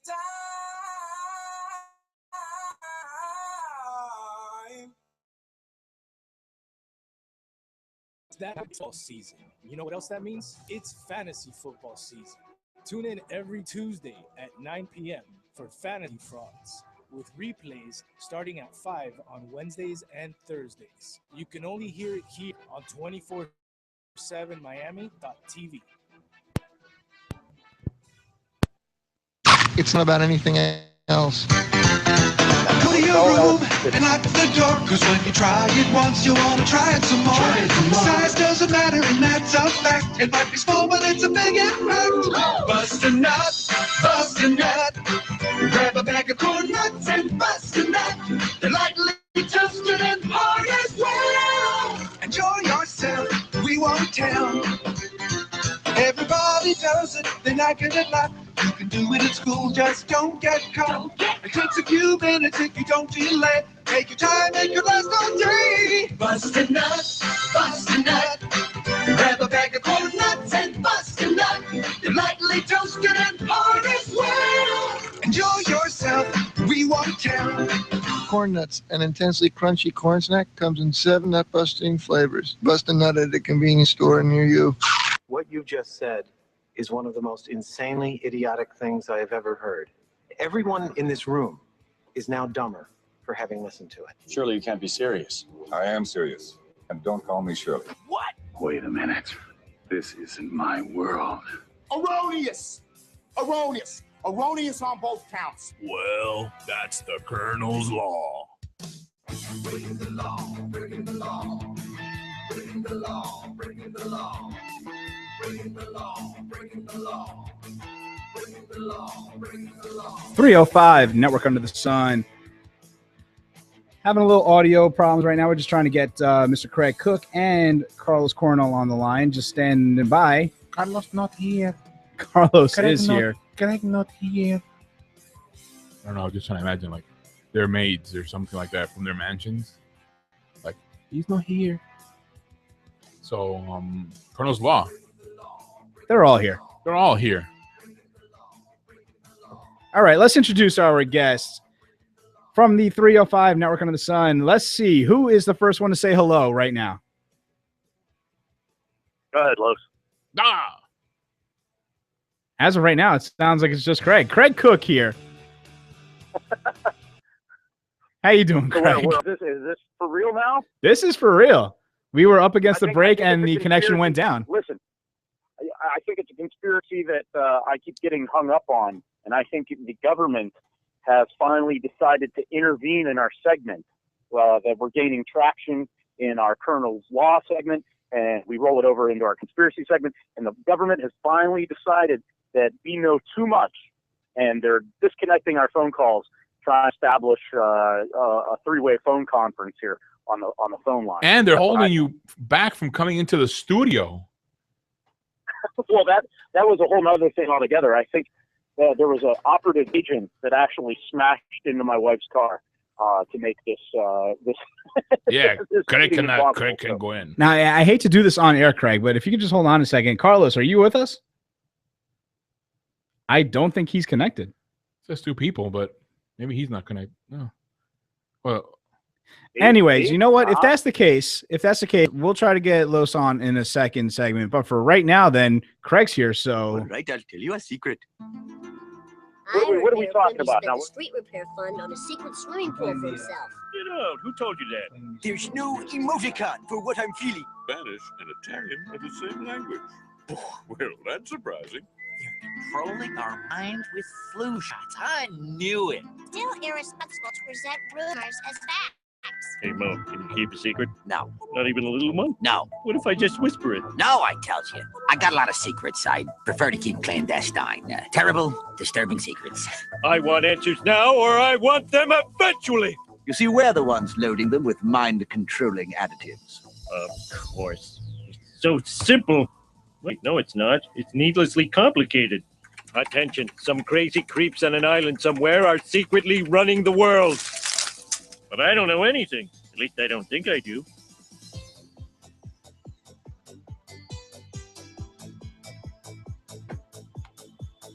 oh, here we go. Conspiracy theory time. Craig, I honestly think that there is some outside forces that are preventing you from being on the show. How many weeks is this? It's got to be. It's got to be. I think it's like 4 out of the past 5 weeks that you've had to cancel on us, man. Yeah, and it's beyond the forces of nature. Even we're talking about like people smashing into my family car. We're talking about things, sicknesses. My treatment for Ebola. But all kidding aside, though, there have been quite a number of conspiracy theories that have sort of like hit the fan this week. I'm not sure if you've heard about the $9 billion banking scam that hit this week.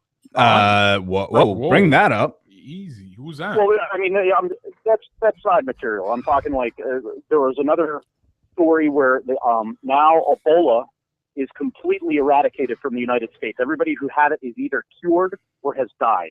So there is no more Ebola in the United States right now. But the thing that I wanted to get at is we just had an election week. And we have a government in play right now, our national government, the Congress 10% approval rating. And this is confirmed by PolitiFact.com. We have a 10% approval rating. However, we had only one of the fewest turnouts in vote, like one of the fewest voter turnouts of all time. Which is why the Republicans swept it so well, because for some reason they are very able to get their base to go out and vote, but for some reason the blue side just doesn't do it. There are actually some political cartoons that even took note to this, Whereas, like, people are saying, we want legalize marijuana, we want, freedom to choose what we want to do with our bodies and our person, things like this. We want to make sure that everybody has health care because, good God, we're so far behind in all these things. Yet we elected the Republicans back into Congress, and I don't get it. And not that, look, I'm not one to take political side usually. However, you have the left, you have the right, and then usually the truth lies in the middle. So to all my libertarian friends, Ed, Ricky up in Orlando, hello, how are you? But the thing that I want to get to is the turnout. Like, I just don't understand the turnout. There was so much at stake here. There's so many, and not, like I said, not that I'm like entirely political, not that I buy into the system or anything like that. As a matter of fact, I take George Carlin's stance on, if you participate in the system, it removes your right to bitch. But I'm not. That is one of the greatest. That is one of the greatest lines ever to come out of a stand-up special. Exactly. My favorite thing was, if you have selfish, ignorant citizens, you're gonna have selfish, ignorant leaders. Well, right. A lot of people turn that around and they're like, well, no, if you participate in the system, it gives you the right to bitch. Well, no, it doesn't give you the right to bitch. It removes it only for the sheer fact that you've agreed that is the system in which you want to participate in. Like, okay, you've taken away your very own right to have a complaint or file some type of formal protest because you believed in the system. The system worked, but not in your favor. So, yeah, by all means, you don't have any right to bitch. You participated in a system, albeit flawed. Now, back to what I was saying is, look, I'm not trying to take a side or anything like this, but I'm just surprised at the fact that there were so many critical issues at stake, including, and like the big one here in Florida was marijuana, medical marijuana, the ability to have that administered at a doctor level for prescription or whatever, whether it be glaucoma or pain relief from cancer or whatever. There's a million uses, and there's more and more being discovered every day now that we're starting to get into the freedoms of marijuana. But the thing is that with such critical, it's such a critical stage in all of our lives in this generation, that the turnout, I just don't get it. I like something in my mind is saying that what maybe prevented, perhaps the catalyst is the same that, perhaps is preventing me from getting into the studio. And I'm not saying that, I'm prime suspect or anything. I just want to be clear. Did you just say that it's a possibility that Congress is keeping you from doing the show? Well, I'm just saying, I'm putting it out there that there's a possibility. Now, wait a second. I didn't say Congress. I'm saying that there's a possibility that the forces at play are intermingling or in the affairs of people that are trying to bring truth to light. And granted, we have yes, sir, Lewis. Craig, I wanted to ask you, have you noticed any different neighbors where you live? Have people been moving around? We actually had some neighbors move in, but I don't think that the neighbors that moved in are of nefarious angle. I don't get that vibe. As a matter of fact, I think they should have went and voted. On Proposition 2. They're not bad because they voted. Any idea. Yeah, they're not bad because they 2 voted. doors down. Yeah, it smells like they're beating up skunks half the time over there. So at any rate, my entire point here is that some reason there are so many important issues going on these days. Voter turnout keeps getting less and less, and it's not making sense to me because there could be a million reasons. Could it be that since that Congress has facts, who knows what the controlling device is? However, at the end of the day, well, the Craig, story lies. Yes, sir. You mentioned before that Congress has a 10% approval rating. Could they just see it as a futile, useless act, even just participating in the system? What I don't understand is that it was 90. I looked up the stat just now. 96% of the incumbents were voted back into office with a 10% approval rate. This is what strikes me. Lowest which makes no sense. Turnout. Yeah. Right, exactly. And then lowest voter turnout by percent in, I think, 3 generations. I think we're talking I believe the article had stated that it was since Depression era voting, whenever they were keeping track back then. So we're talking like 1920s era vote turnouts as far as like percentage of people who were able to vote versus the number of people who voted. And even in this day and age where we're talking like we have the internet, crying out loud, I voted absentee ballot. It's like I just am not able to understand. And I commute, and you guys know me, I'm a grinder. I usually have 3 or 4 jobs at any given point in time, whether it be, covering, naked chicks events, like yes, Exotica or whatever. Yes. Yes. Did you install the stripper pole in the studio yet? That might entice me more. Next week they're coming in. Gotcha. In the background for the YouTube. Thank you. But the long and the short of it is that we're like at quite a crossroads in our country, and now more than ever we have the ability to be in touch with one another and make our be informed, our viewpoints known and everything. And I don't get how every single year it's just less and less people are even making a move to do anything about the government. And the thing that gets me is that the people that are doing it are more and more incensed than ever. Like, I've never seen a more divisive line between people that are for or against or religious or atheist or whatever have you, whatever issue there is. Correct. The lines are becoming more and more drawn, and less people are participating. It just doesn't make sense. There's something going on. Correct. Voting should be on Twitter, and we get more votes, I bet. You know what's sad? Well, I don't necessarily think that your vote should be public. I mean, yeah, you might.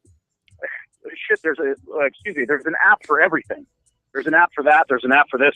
The point being is that a voter app. I love it. A voter app. That is right for fraud. There should be absolutely no reason why we don't have an app to help exacerbate and even Craig, expedite the voting process. There's a whole lot of this to still discuss. We're up against the clock, though. Can we have you on next week to talk about this? Can you come into the studio and we can talk a little more? Any preventive measure or bulldozers trying to run me off the road, I'm going to do my damnedest to be in the studio. We'll keep the door open for you. Craig Cook, the original nut. Thank you for joining us. Thanks, Chris. 305 Network Under the Sun. Just a couple nuts here in the Magic City. Me, Lewis, and now Craig. We'll see if we can get Silos back on the line at the last segment. Stay tuned. We got some fantasy football talk, maybe a little bit of Colonel's Law if he's up for it. Stick around.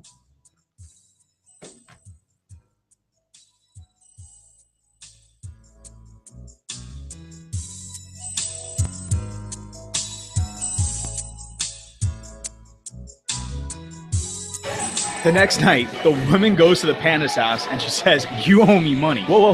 Hey, guys, what's up? Craig Cook here. I'm host of Metal and Mayhem. We're all here hanging out at Cutler Bay Sports Bar and Grill, digging on some delicious food and adult beverages. I'm here with some of the 305 nuts, Louis Chacon, and unpopular Chris. Chris, what do you have over there? Cutler Bay Sports Bar has hands down the best wings in South Florida. I tried their hot buffalo sauce and it was delicious. I also had the lemon pepper and the Caribbean jerk. But then Hector told me about Hector's sauce. It's the definition of awesome. Matter of fact, Hector's sauce has ruined wings for Craig. You can't even go anywhere else because they don't have Hector sauce. I order my wings 20 at a time, but here the place can grow as high as 50 wings. Don't miss out. Try them today. Now leave me alone. You don't interrupt an animal during his meal. Very true, Chris. Hector's wing sauce is the best. Here's Louis Chacon. Looks like you have a tasty beer there. Tell us about the drinks, LC. Well, Cutler Bay Sports Bar is my favorite place to go for drinks. They have happy hour from 4 to 8 every Monday to Thursday. Dozens of draft specials, 2-for-1 mixed drinks, and 2-for-1 wines. I get down here as often as I can. My glass is empty.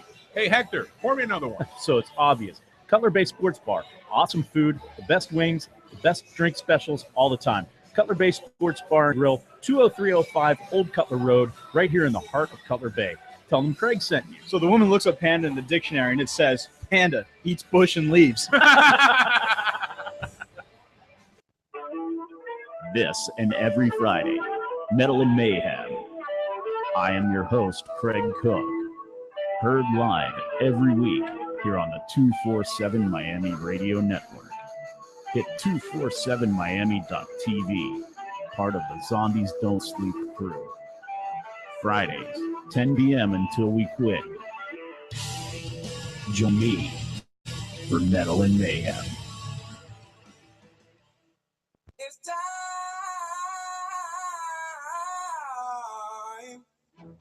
Oh yeah, it's that time of year. It's football season. You know what else that means? It's fantasy football season. Tune in every Tuesday at 9 p.m.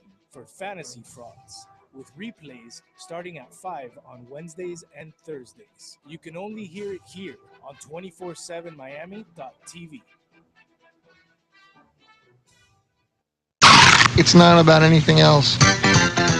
Go to your room and lock the door, cause when you try it once, you want to try it some more.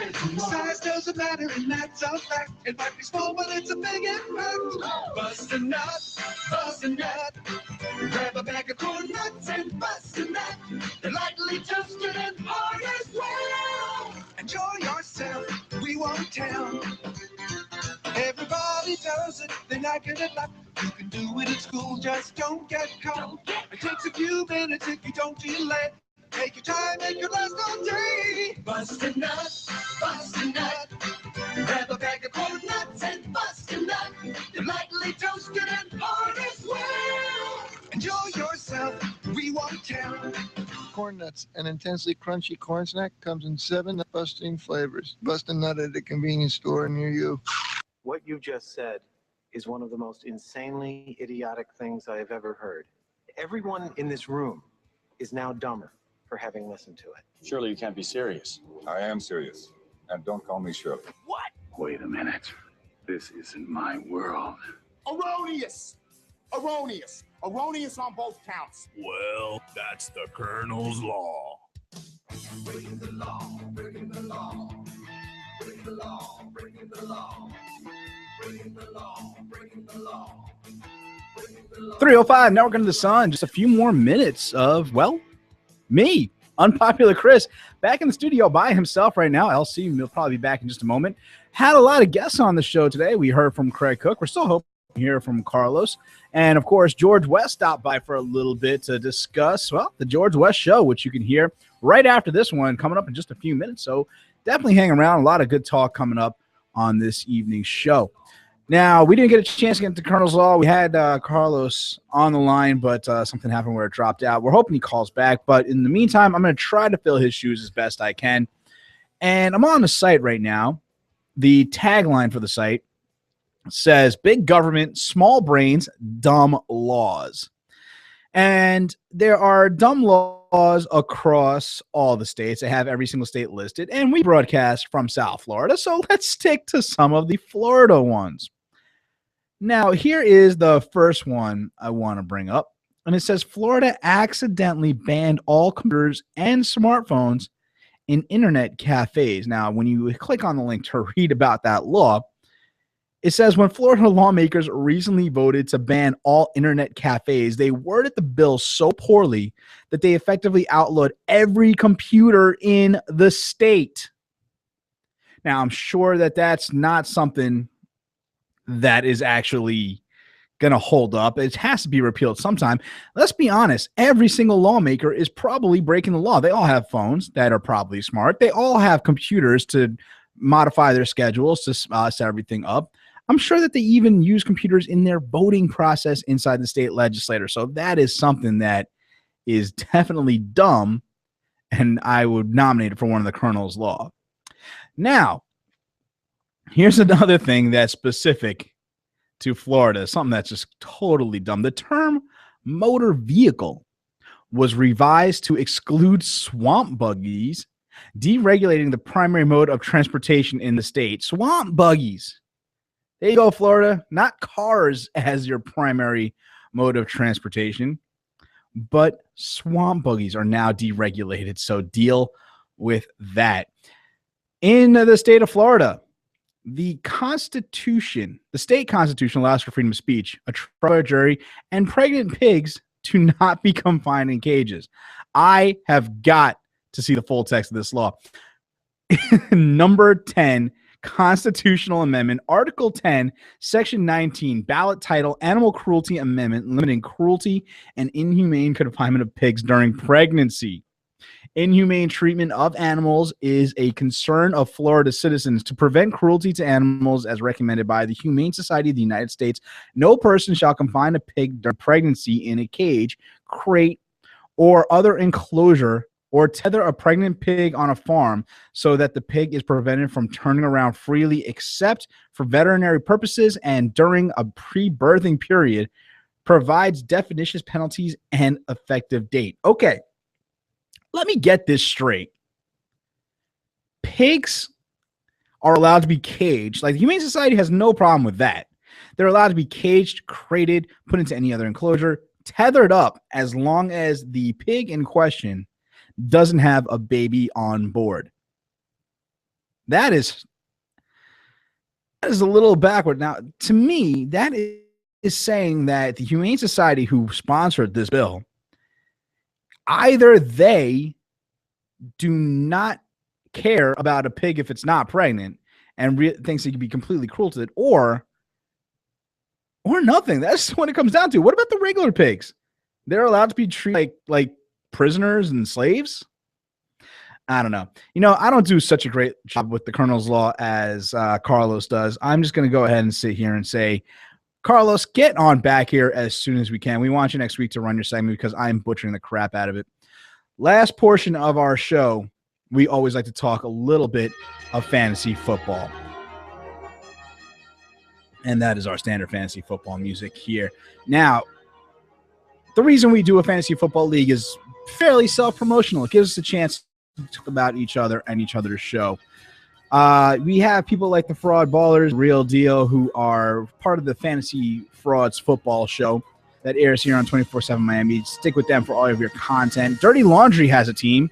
It's run by a girl, so obviously it's not that good at 2 and 8. But Angela Guevara, she is on the show Dirty Laundry. Her and Barbie go ahead and talk about all the entertainment news you could possibly need. Way more than you could possibly need, probably, too. I know that I don't need that much entertainment news, but they have it. So if you're into that, definitely stick around for that. We also have the Burn Ward. That's Andre Bernard. He is part of the show here on the Nuts usually. Not here today. He hasn't been here in a while, but we got to get in touch with him and get him on back. He always adds some fun content. The Hialeah Homewreckers. That is run by our Roy O, part of the Roy O show, obviously, since it's named after him. He will go ahead and be on the show every single Monday, rather on the station every single Monday. So stick around and listen for that Mondays and Tuesdays. And lastly, you have all the nuts. Myself, the New York Nut Carts. You got the Green Tree Gringos. That's run by Craig. And the funniest name I've ever heard come out of fantasy football team, Michael Sam loves the sack, which apparently is not true, because if he loved the sack, he would still be on an NFL team, not sitting across the waiver wires looking for a job at some bookstore or something. Right now, the Nuts all have matchups against each other. Coming up this week, week 11, this was the big week that everybody was waiting on. Myself, Carlos, Craig, and, of course, our owner and proprietor, Louis Chacon, all have games against each other. First up, I'm going to go ahead with the people who are not here. We have the Green Tree Gringos versus Michael Sam Sacks, Silos versus Craig. The battle of the, I would say, non-show-uppables.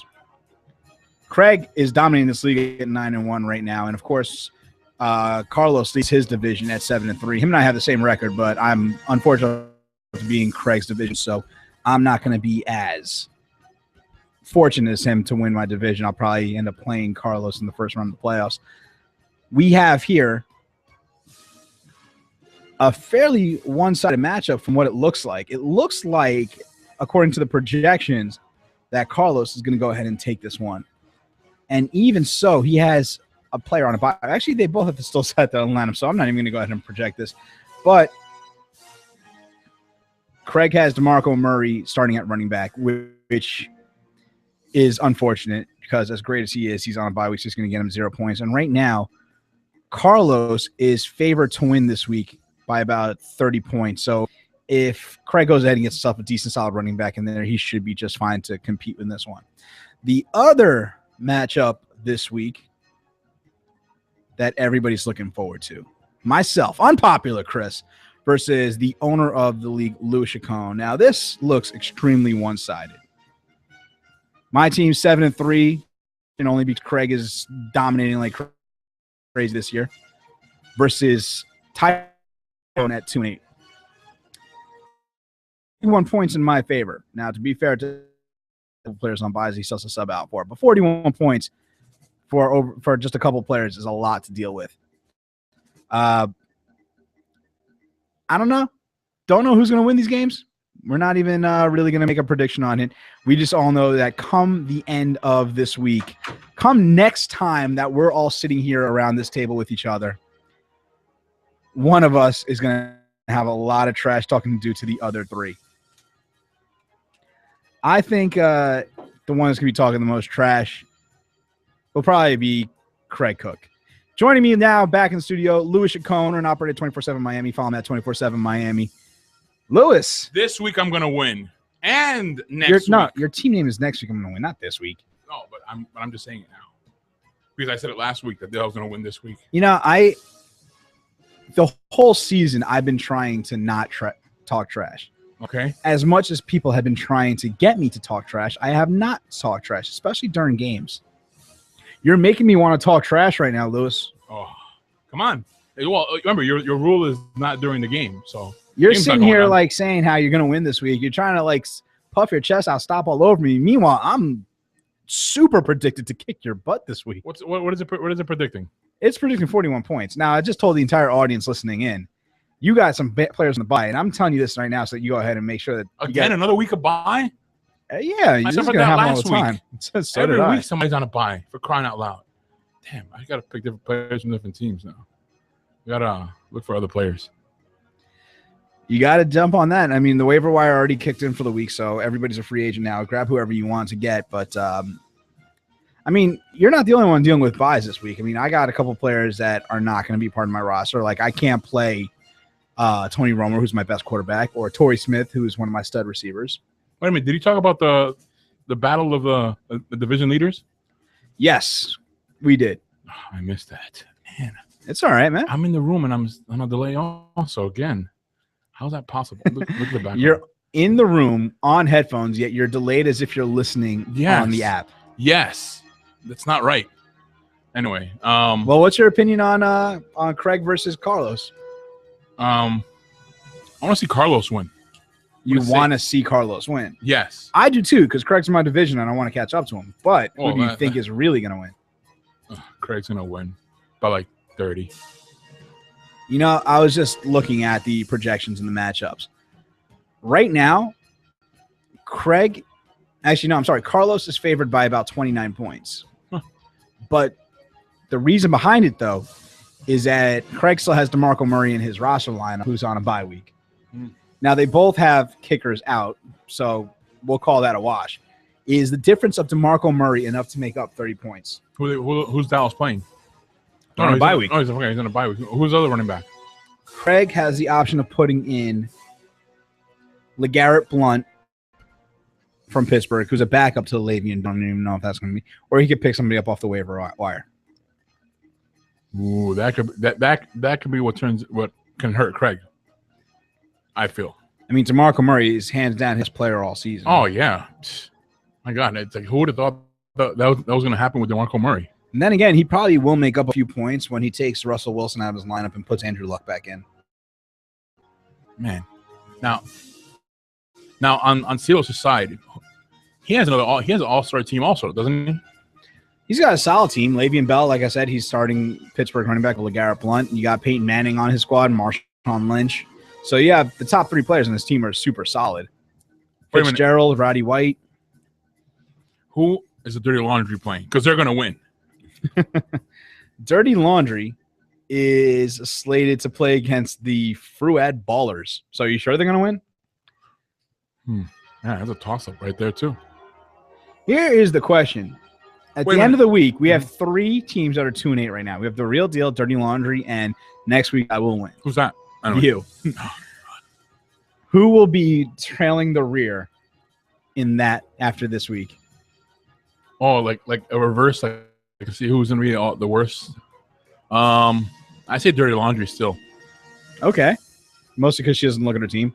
Yeah, she has like injured players as her starters for crying out loud. And who is it that lost to her? Craig. That's hilarious. That his one loss of the year came to Dirty Laundry. Yeah.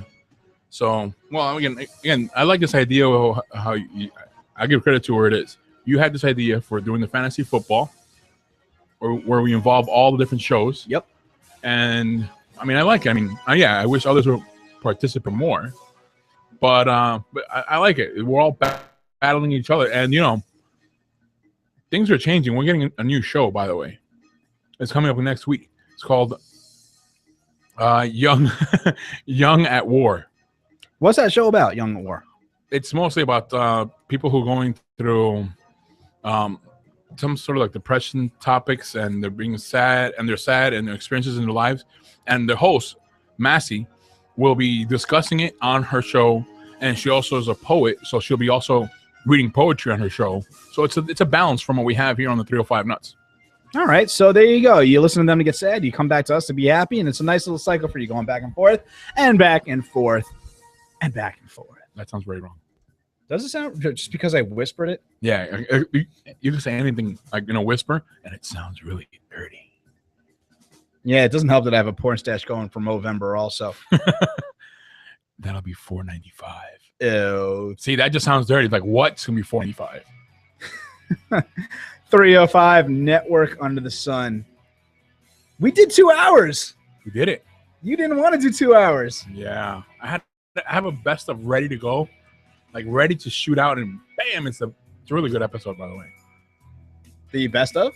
Yeah, it has it's actually one of the first segments where you were on the show, and we were bashing Pittsburgh, how much we all hate Pittsburgh. Then the other segment we have is Erica Otero, the fitness guru, 2 segments of it. You have to listen to Silos all over talking about her. And then we also have when we had Dan, remember Dan? Yeah. Dan was weird. Dan was like that whole he couldn't be in the middle thing. No, not even. No, it's the one where somebody we were talking about checking Twitter and check your Facebook. And he's like, no, what is that? I don't have that. What is that? I don't have that. It's like, and he's like, all I have is my Facebook and my MySpace. And at the same time, Craig and Seals go, MySpace? What are you looking for? Teenage girls? And he's like, no, well, I know you won't find them there. They're on Instagram and Vine. He's like, what's a Vine? What's the Instagram? and Craig tells him, it's a cracker you eat. Oh. But you know what? Let's not give away the entire show, because I'm sure there's going to be a day that we have to rerun it anyway, since we're not exactly the most reliable staff right now. Yeah. And it's a conspiracy, by the way. It absolutely is. Lewis, let's do this again next week. Yeah, same spot. Absolutely. So for Louis Chacon, owner and proprietor of 247 Miami.tv, and George West, you had him step in here. We had George West on the George West Show. He'll be coming up right now. It's almost time for him, so hang out with that. I am the unpopular Chris. I'm Chacon. I don't think I'm that unpopular if you're listening to me, though. Well, if they listen to that first segment. Oh, dude. I'm going to have, like, the military at my front door when I get home. Someone's been knocking on your door. So we need to speak with Mr. Unpopular Chris. It's a good thing that's an alias. Nobody knows that my real name is Jack. Oh! 305 Network in the Sun. It was fun. We'll see you guys next week.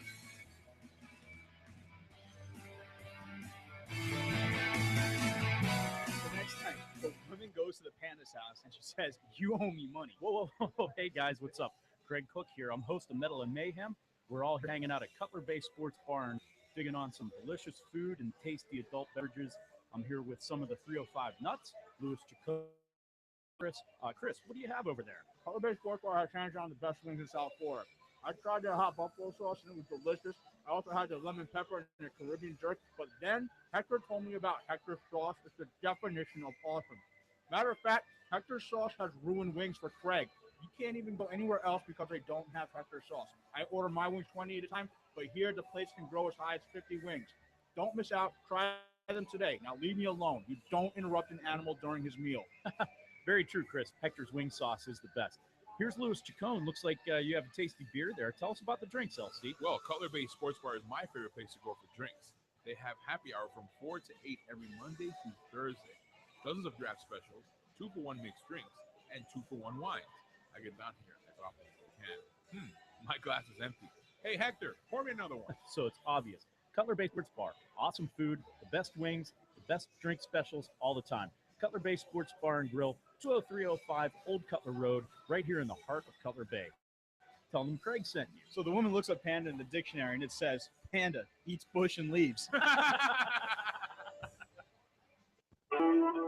This and every Metal and Mayhem. I am your host, Craig Cook. Heard live every week here on the 247 Miami Radio. Hit 247miami.tv, part of the Sleep Crew. Friday, 10 p.m. until we quit. Join me for Metal and Mayhem.